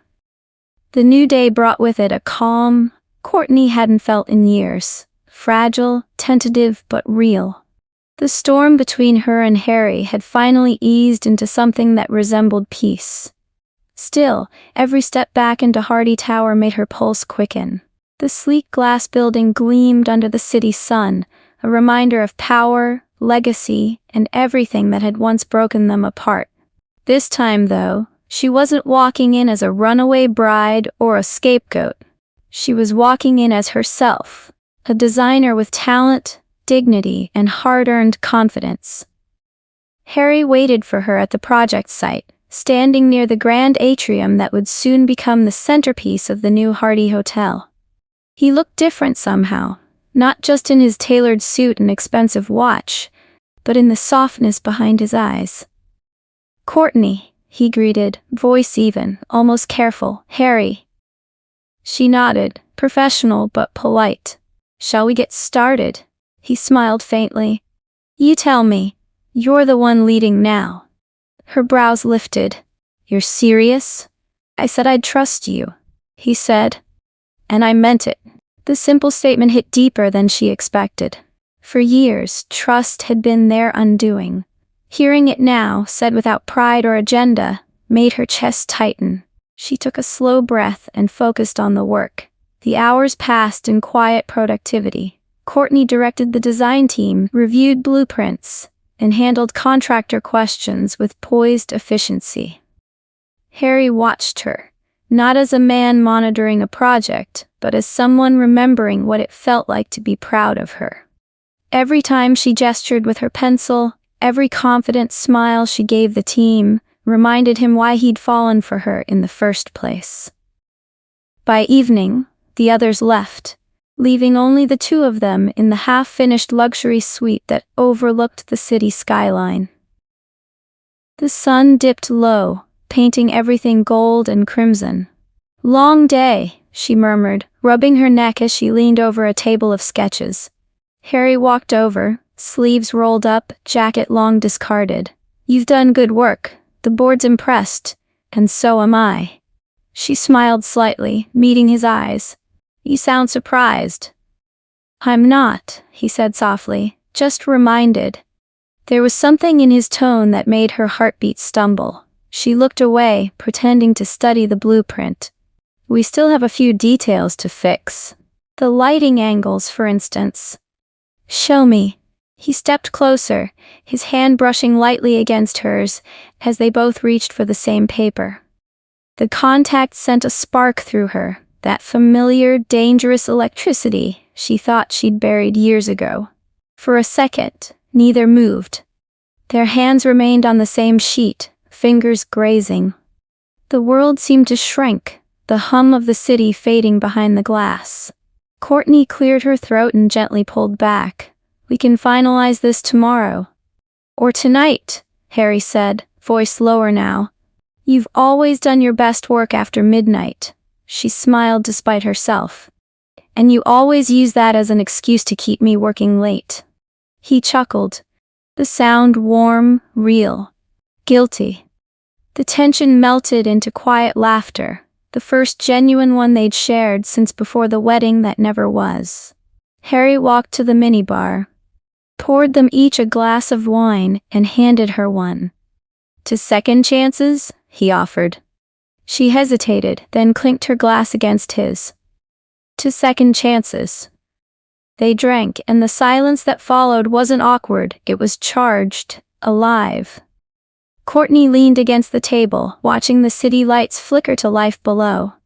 You've changed, she said softly. Harry turned to her. So have you. Maybe that's why we can finally talk without hurting each other. He studied her, eyes dark and thoughtful. You think we can? I'm trying to believe it, she whispered. The sound of her voice, steady yet trembling, did something to him. He set his glass down and walked toward her, each step deliberate. Kourtney didn't move. She should have. Every rational part of her screamed to. But something stronger rooted her to the spot. Harry stopped just inches away. You know, he said, voice low, I used to come here at night when construction first started. I'd stand right where you are and imagine what it would look like when it was finished. She looked up, caught in the gravity of his gaze. What did you see? He smiled faintly. You, always you. Her breath hitched. Harry? He reached out slowly, brushing a lock of hair from her face. Do you know what the worst part was when you left?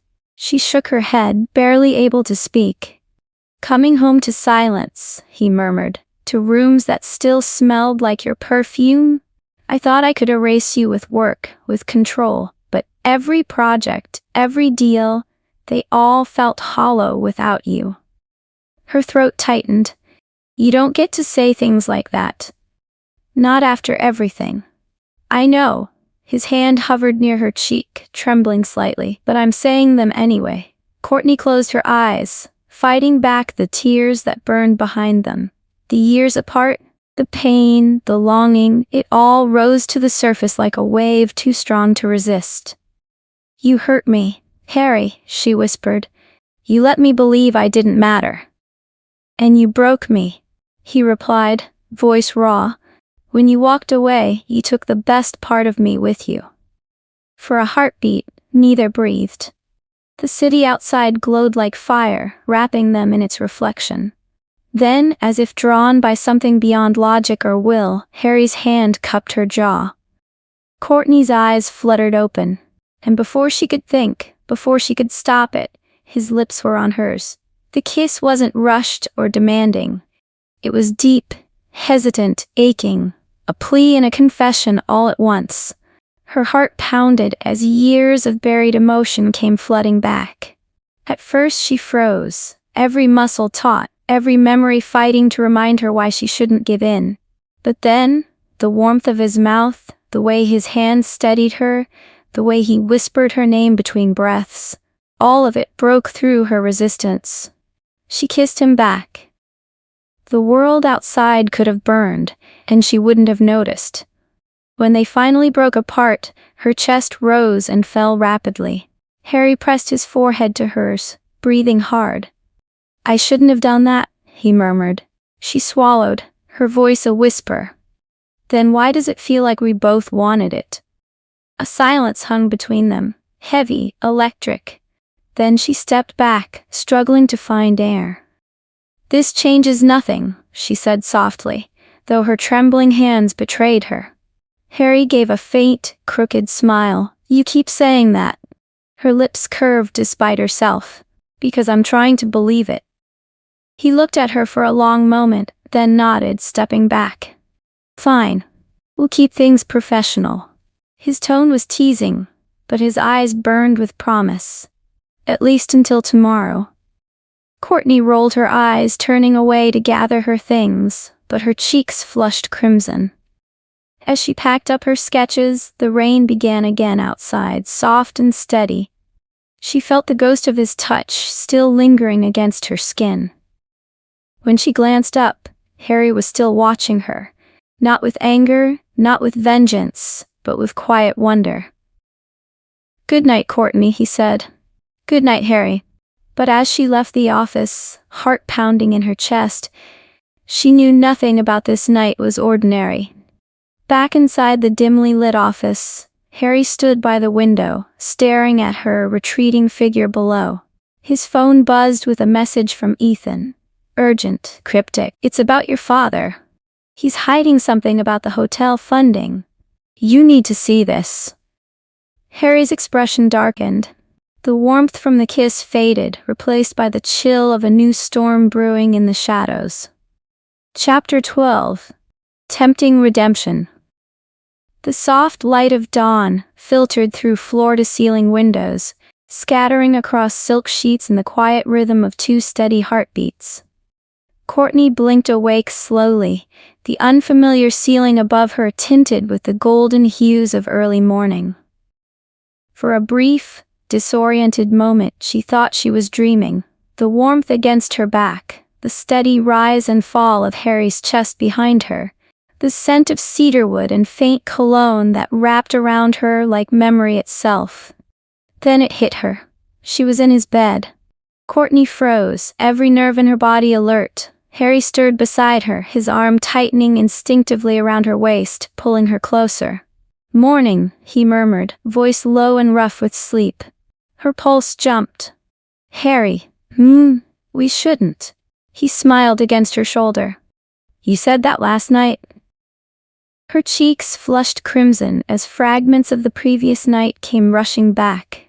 The kiss, the quiet drive to his penthouse, the way they talked for hours on the couch until words weren't enough anymore. It hadn't been reckless or angry. It had been slow, searching, full of aching tenderness. A rediscovery of what they once had and what neither had truly let go of. I mean it, she whispered, slipping out of his grasp and sitting up, clutching the blanket to her chest.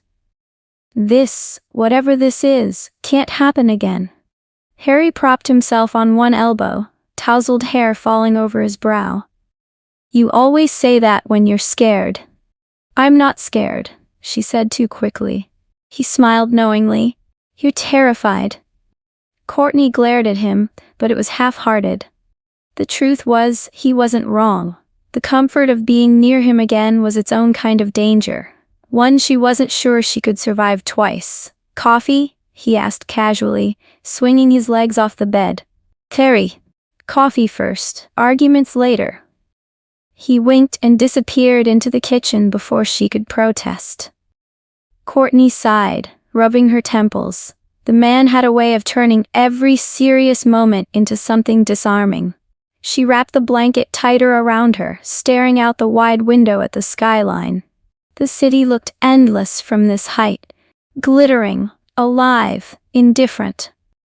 It reminded her that no matter how small their world felt in this room, life was still moving on outside. Minutes later, Harry returned, dressed down in gray sweatpants and a black t-shirt that clung to his shoulders.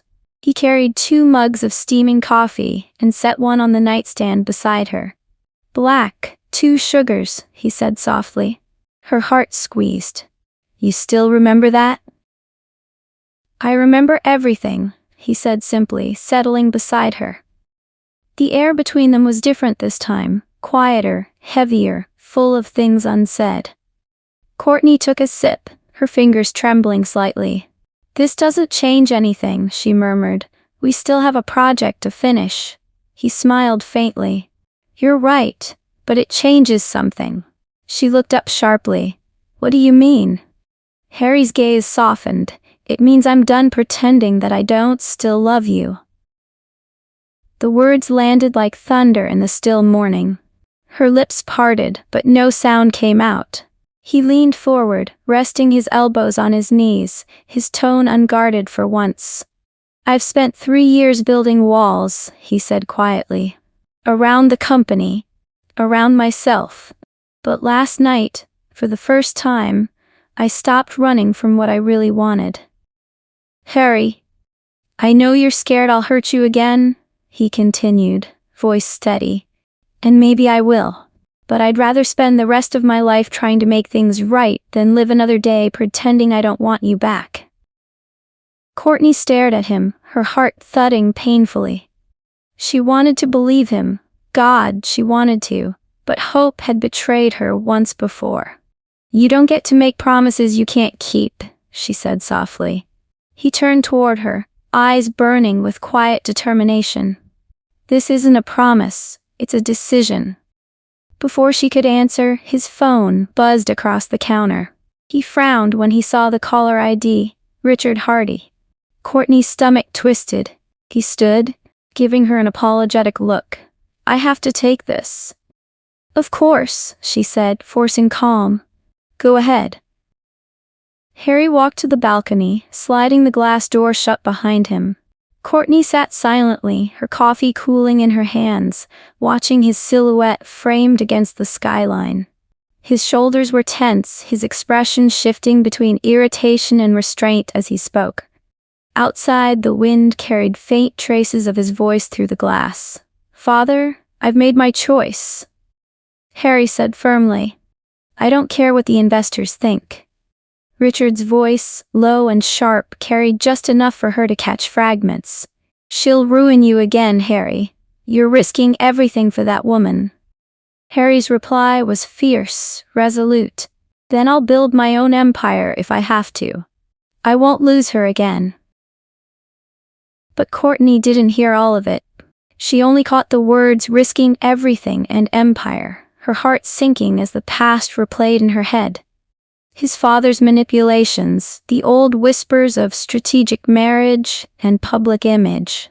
It felt too familiar. Too much like the same story dressed in new promises. She slipped out of bed quietly, heart pounding, her thoughts spiraling faster than reason. Maybe this was another deal, another negotiation disguised as affection. Maybe he was protecting her reputation only because it affected his. When Harry turned back inside, she was already dressed, her hair tied back, her purse slung over her shoulder. Kourtney? He frowned. Where are you going? I just remembered I have to meet Maya at the studio, she said quickly, eyes avoiding his. He stepped forward. Wait, you don't have to rush. I do, she interrupted, forcing a small smile. Thank you for breakfast. Harry's confusion deepened. Did I say something? No, she swallowed hard. You didn't have to. And before he could reach for her, she was gone, the door clicking shut behind her. The silence she left behind felt heavier than before. Harry stood there, running a hand through his hair, his father's words still echoing in his ears. She'll ruin you again. But he didn't care. For the first time, he'd meant every word he said. He would walk away from Hardy Group if it meant keeping her this time. He just didn't realize that the very words meant to protect her had already started pushing her away again. Later that morning, Kourtney sat in her studio, sketching half-heartedly, the lines on her paper blurring through unshed tears. Maya watched her quietly, concerned. Are you okay? She asked gently. Kourtney nodded too quickly. Fine, just tired. Maya hesitated. Is this about Harry? Kourtney's pencil stilled. He's complicated. Her assistant frowned. And you still love him. A shaky laugh escaped her lips. That's the problem, Maya. I don't know if I love him or the version of him I keep hoping still exists. Maya leaned forward. Maybe it's both.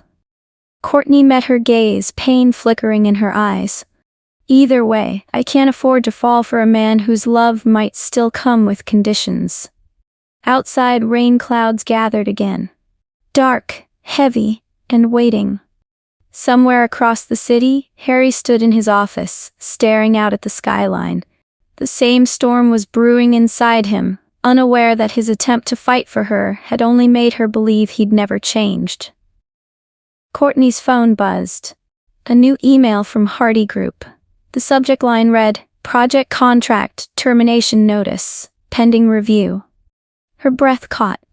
"Not again," she whispered. The quiet redemption she'd found was already slipping through her fingers. Chapter 13, Misunderstood Hearts. The glimmering glass facade of Hardy Tower reflected the evening city lights, each one flickering like a silent witness to the tension brewing within. Inside, the grand lobby was transformed into a stage. Velvet ropes, media banners, champagne flutes, and a swarm of cameras flashing at every turn. It was the Hardy Group's annual press gala, an event meant to showcase innovation, unity, and success. For Kourtney, it felt more like walking into a storm she wasn't prepared for.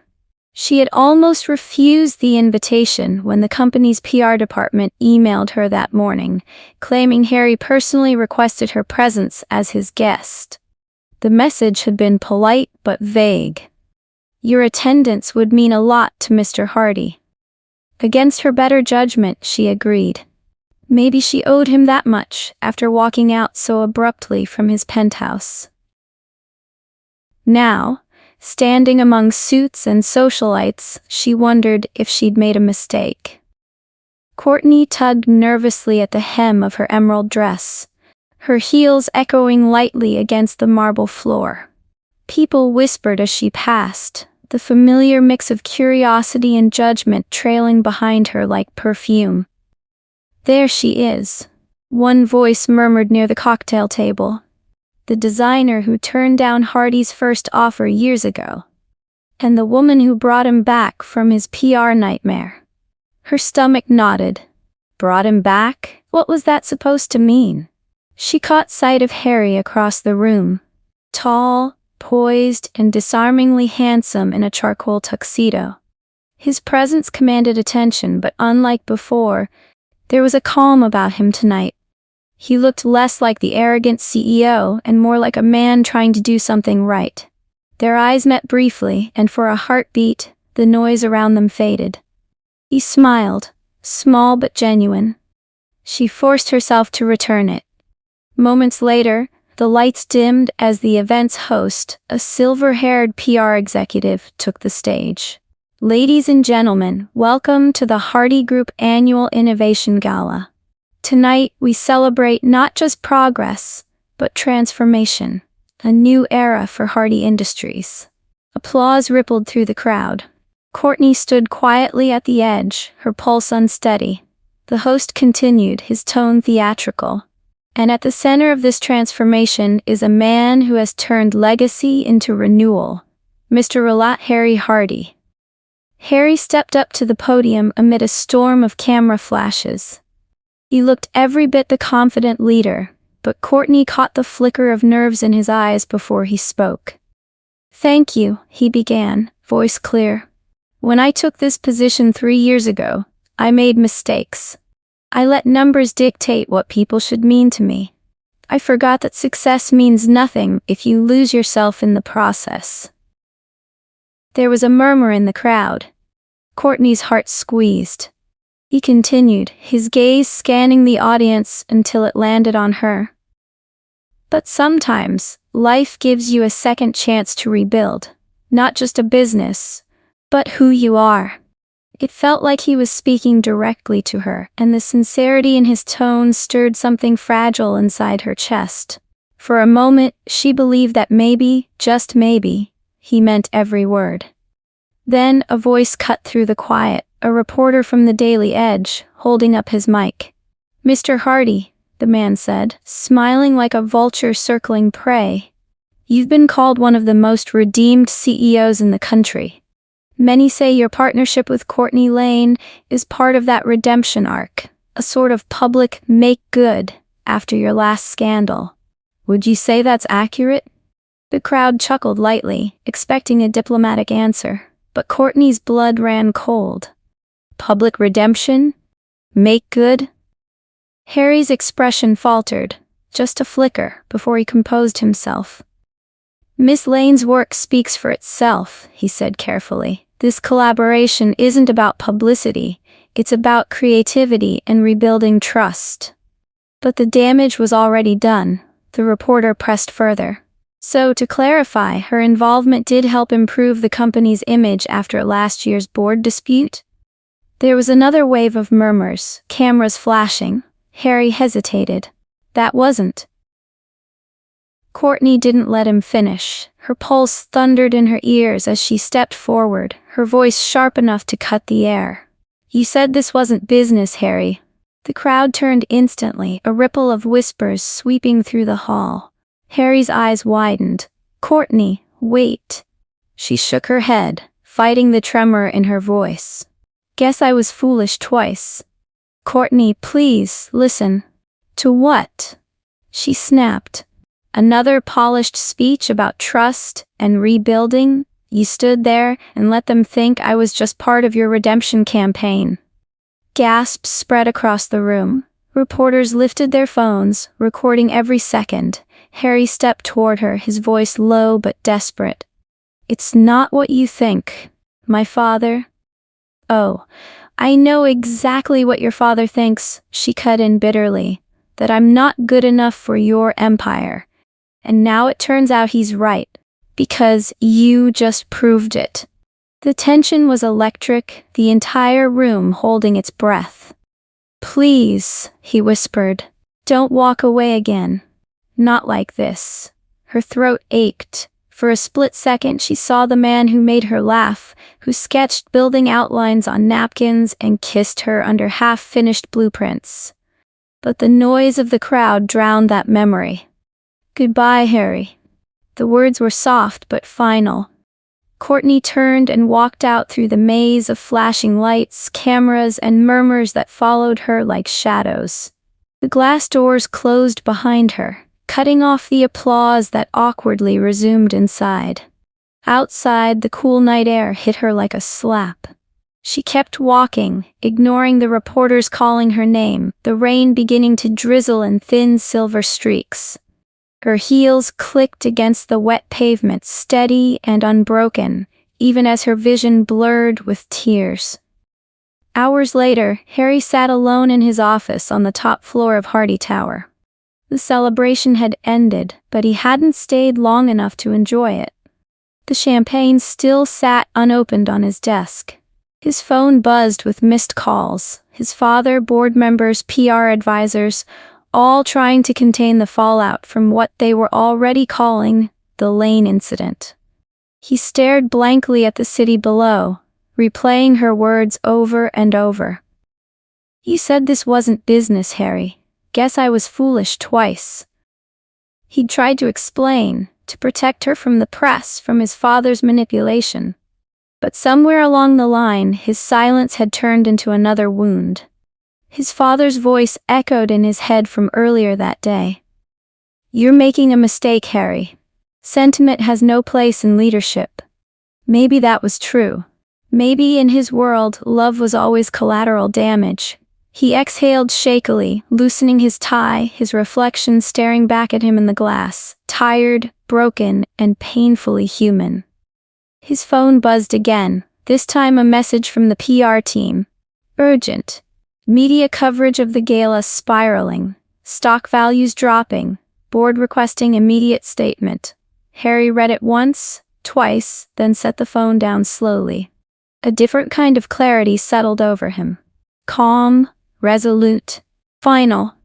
He picked up his fountain pen, the same one his father had gifted him when he took over Hardy Group, and scrawled his signature across a single-page document that had been sitting on his desk for weeks. Resignation letter. When he was done, he pressed send on an email addressed to the entire board, attached the document, and leaned back in his chair. The city outside blurred behind the raindrops streaming down the glass. No grand speech, no announcement, just quiet conviction. He whispered to the empty room, voice low and certain. If she thinks I used her, then I'll prove I didn't, even if it costs me everything. Later that night, Kourtney sat curled up on her couch, staring blankly at the muted TV. Her phone wouldn't stop vibrating, messages from Maya, from news outlets, from friends asking what really happened. She didn't answer any of them. Then the screen flickered. A breaking news banner rolled across the bottom. Breaking news. Harry Hardy resigns as CEO of Hardy Group amid gala controversy.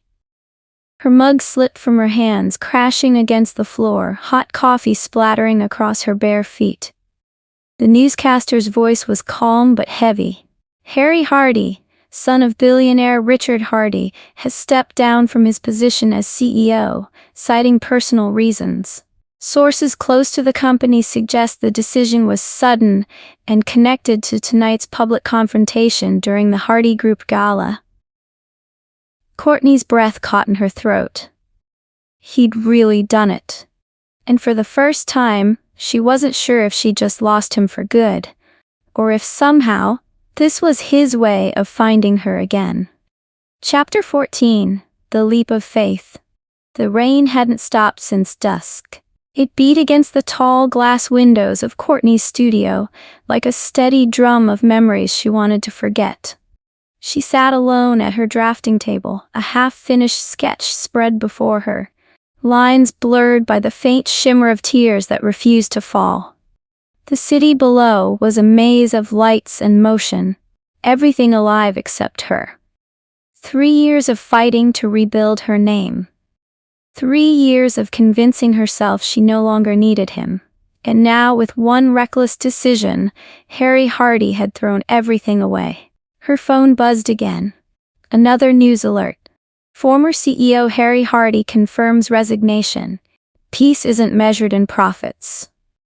She let out a shaky laugh, somewhere between disbelief and pain. Peace. What did that even mean for a man like him? The lights flickered once as thunder rolled across the skyline. Kourtney rose to close the window, but just as she turned, the sound of urgent knocking startled her. She froze. It was past midnight. The knocks came again, louder this time. Desperate. Kourtney. Her heart stuttered. She knew that voice. Before she could think, she rushed to the door and swung it open. Harry stood there, soaked to the bone, rainwater dripping from his hair onto his rumpled shirt. His tie hung loose, his breath uneven. The raw intensity in his eyes silenced every word she might have said. He looked nothing like the billionaire who commanded boardrooms. He looked like a man stripped bare of everything but truth. Harry.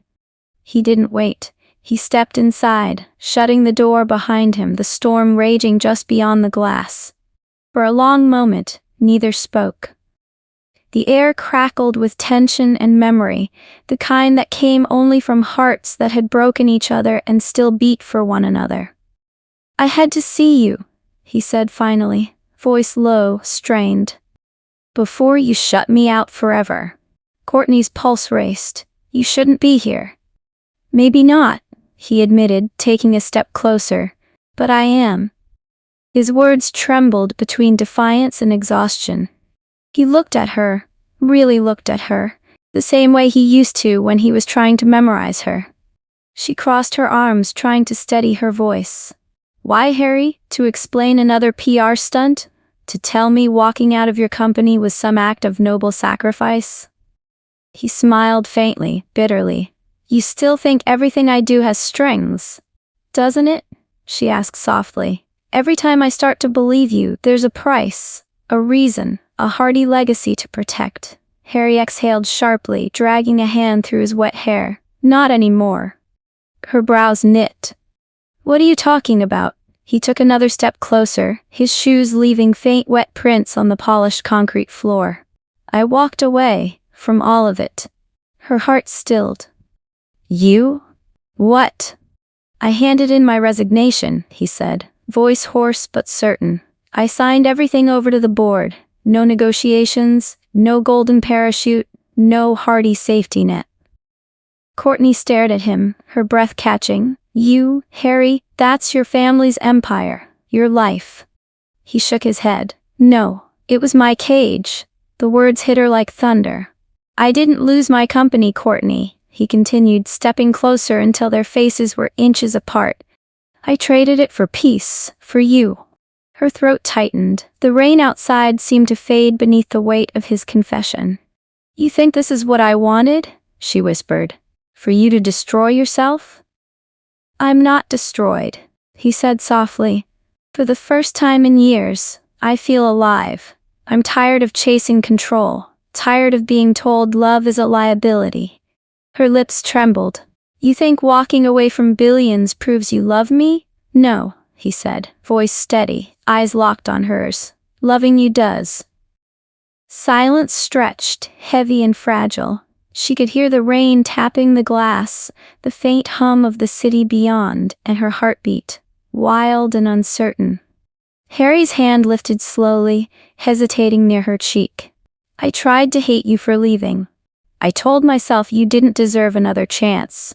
But every time I built something, I wanted you to see it. Every time I fell asleep, I saw you walking away. Her vision blurred. You don't get to say those things, Harry. He swallowed hard. Then tell me to leave, and I will. But don't tell me you stopped loving me. The words broke her. Tears spilled down her cheeks before she could stop them. I tried, she whispered.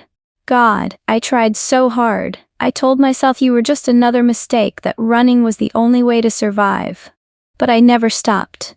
His breath caught. Say that again. I never stopped loving you, she said louder this time, her voice shaking.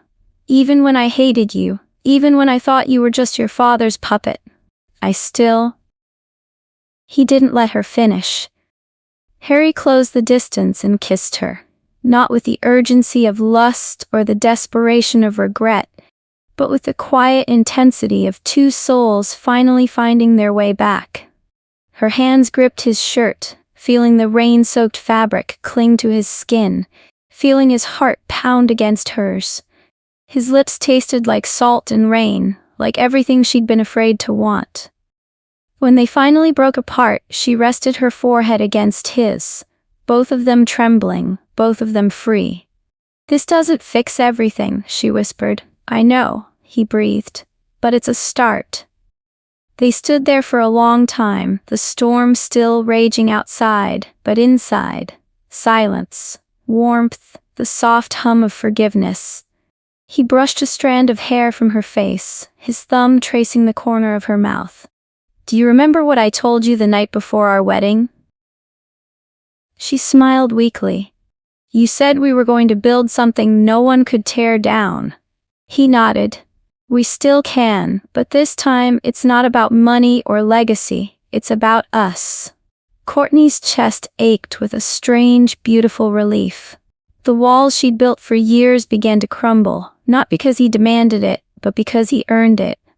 Harry, she whispered, what are you going to do now? He gave a small, crooked grin. Start over. Maybe invest in something that matters. Or maybe just learn to breathe again. A tear slipped down her cheek and he caught it with his thumb.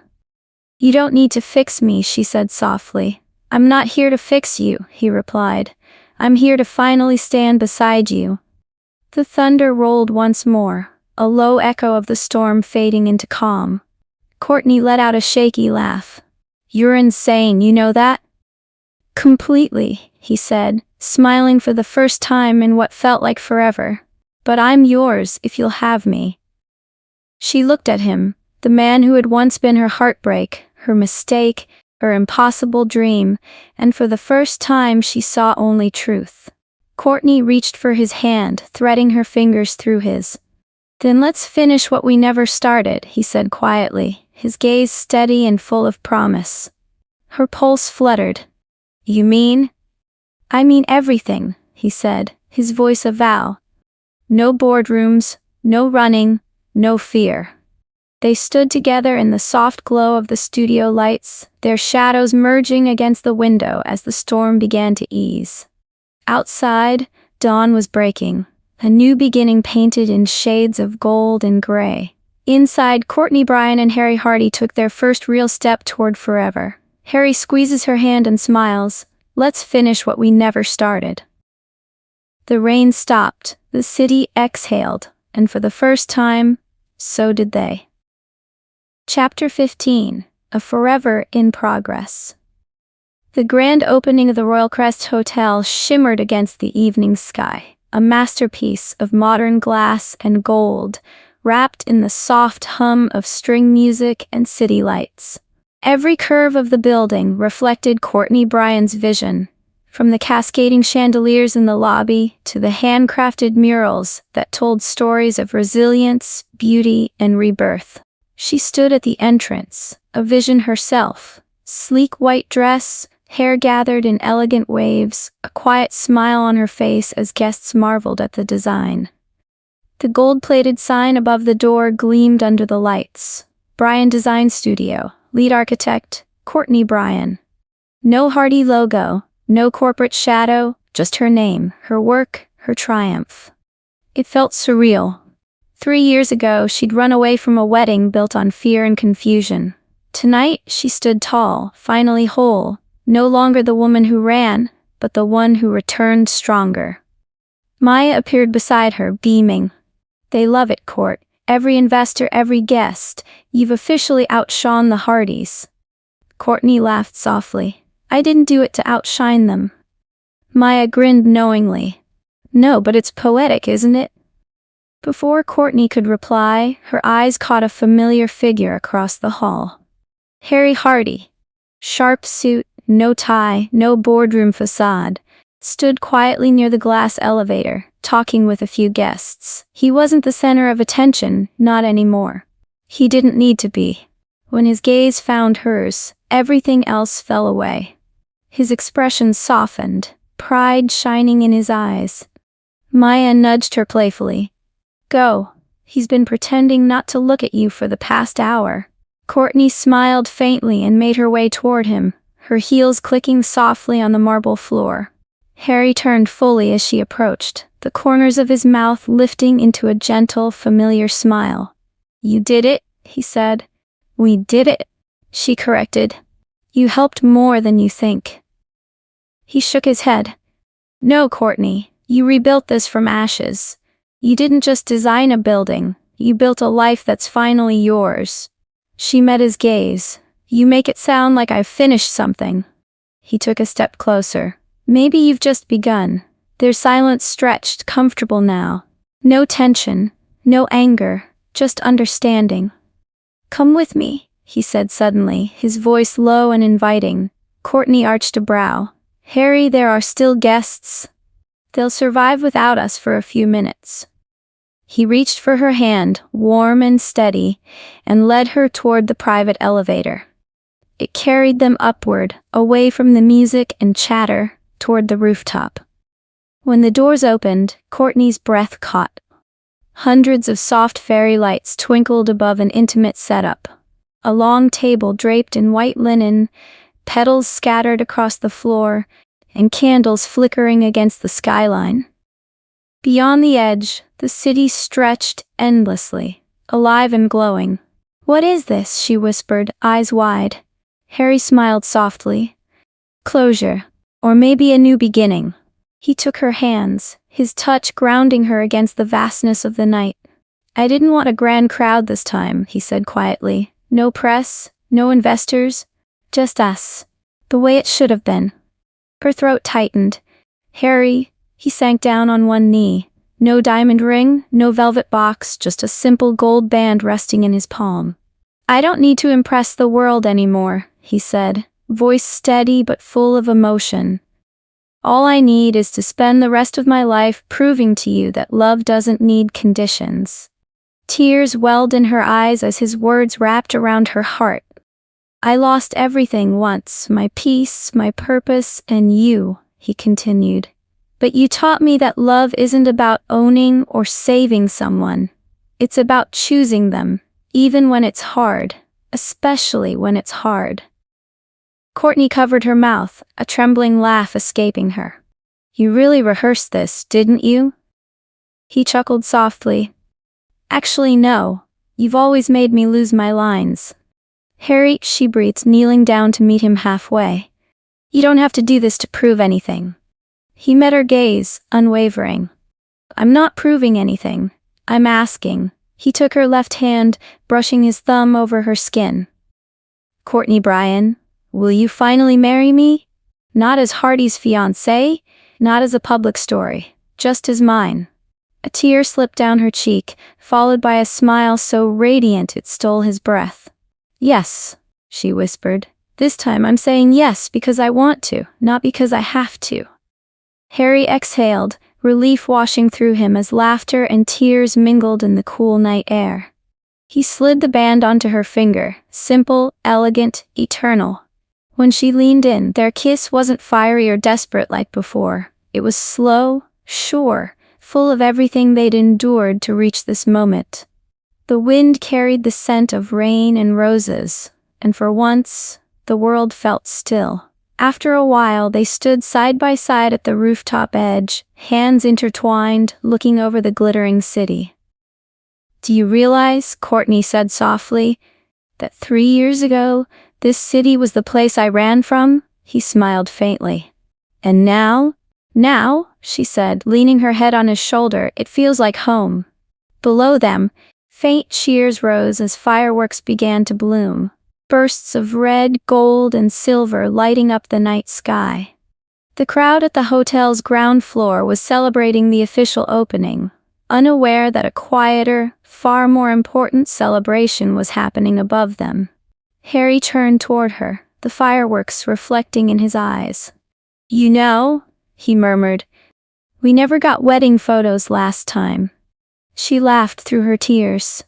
Good thing we have better lighting tonight. Do you regret any of it? He asked softly. The pain, the running, she mused. No, every step away led me back here, to a version of us that's real. He nodded, squeezing her hand. This time I'm not letting go. And this time, she whispered, looking up at him through tears and laughter, I'm not running.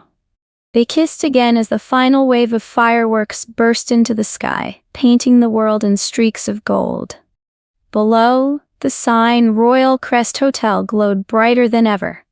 Not as a symbol of power, but of love reborn. Epilogue. The rooftop had become their quiet ritual spot.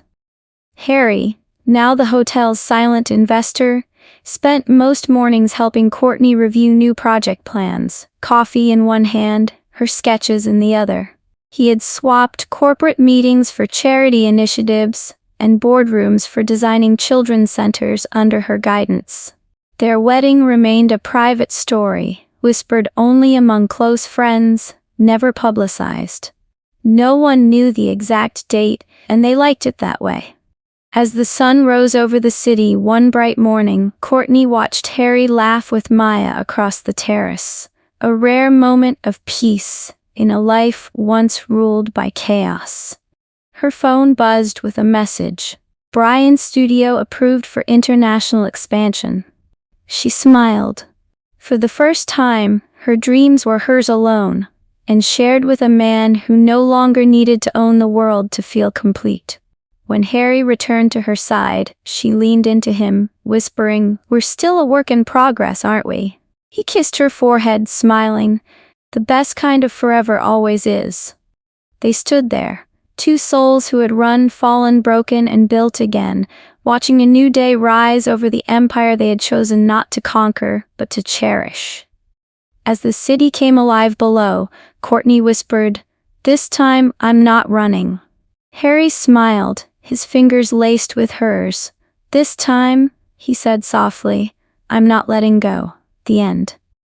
If you want to read this story and other amazing stories, visit the Bond Reader website or download the app on the Google Play Store. Also, don't forget to like and subscribe below.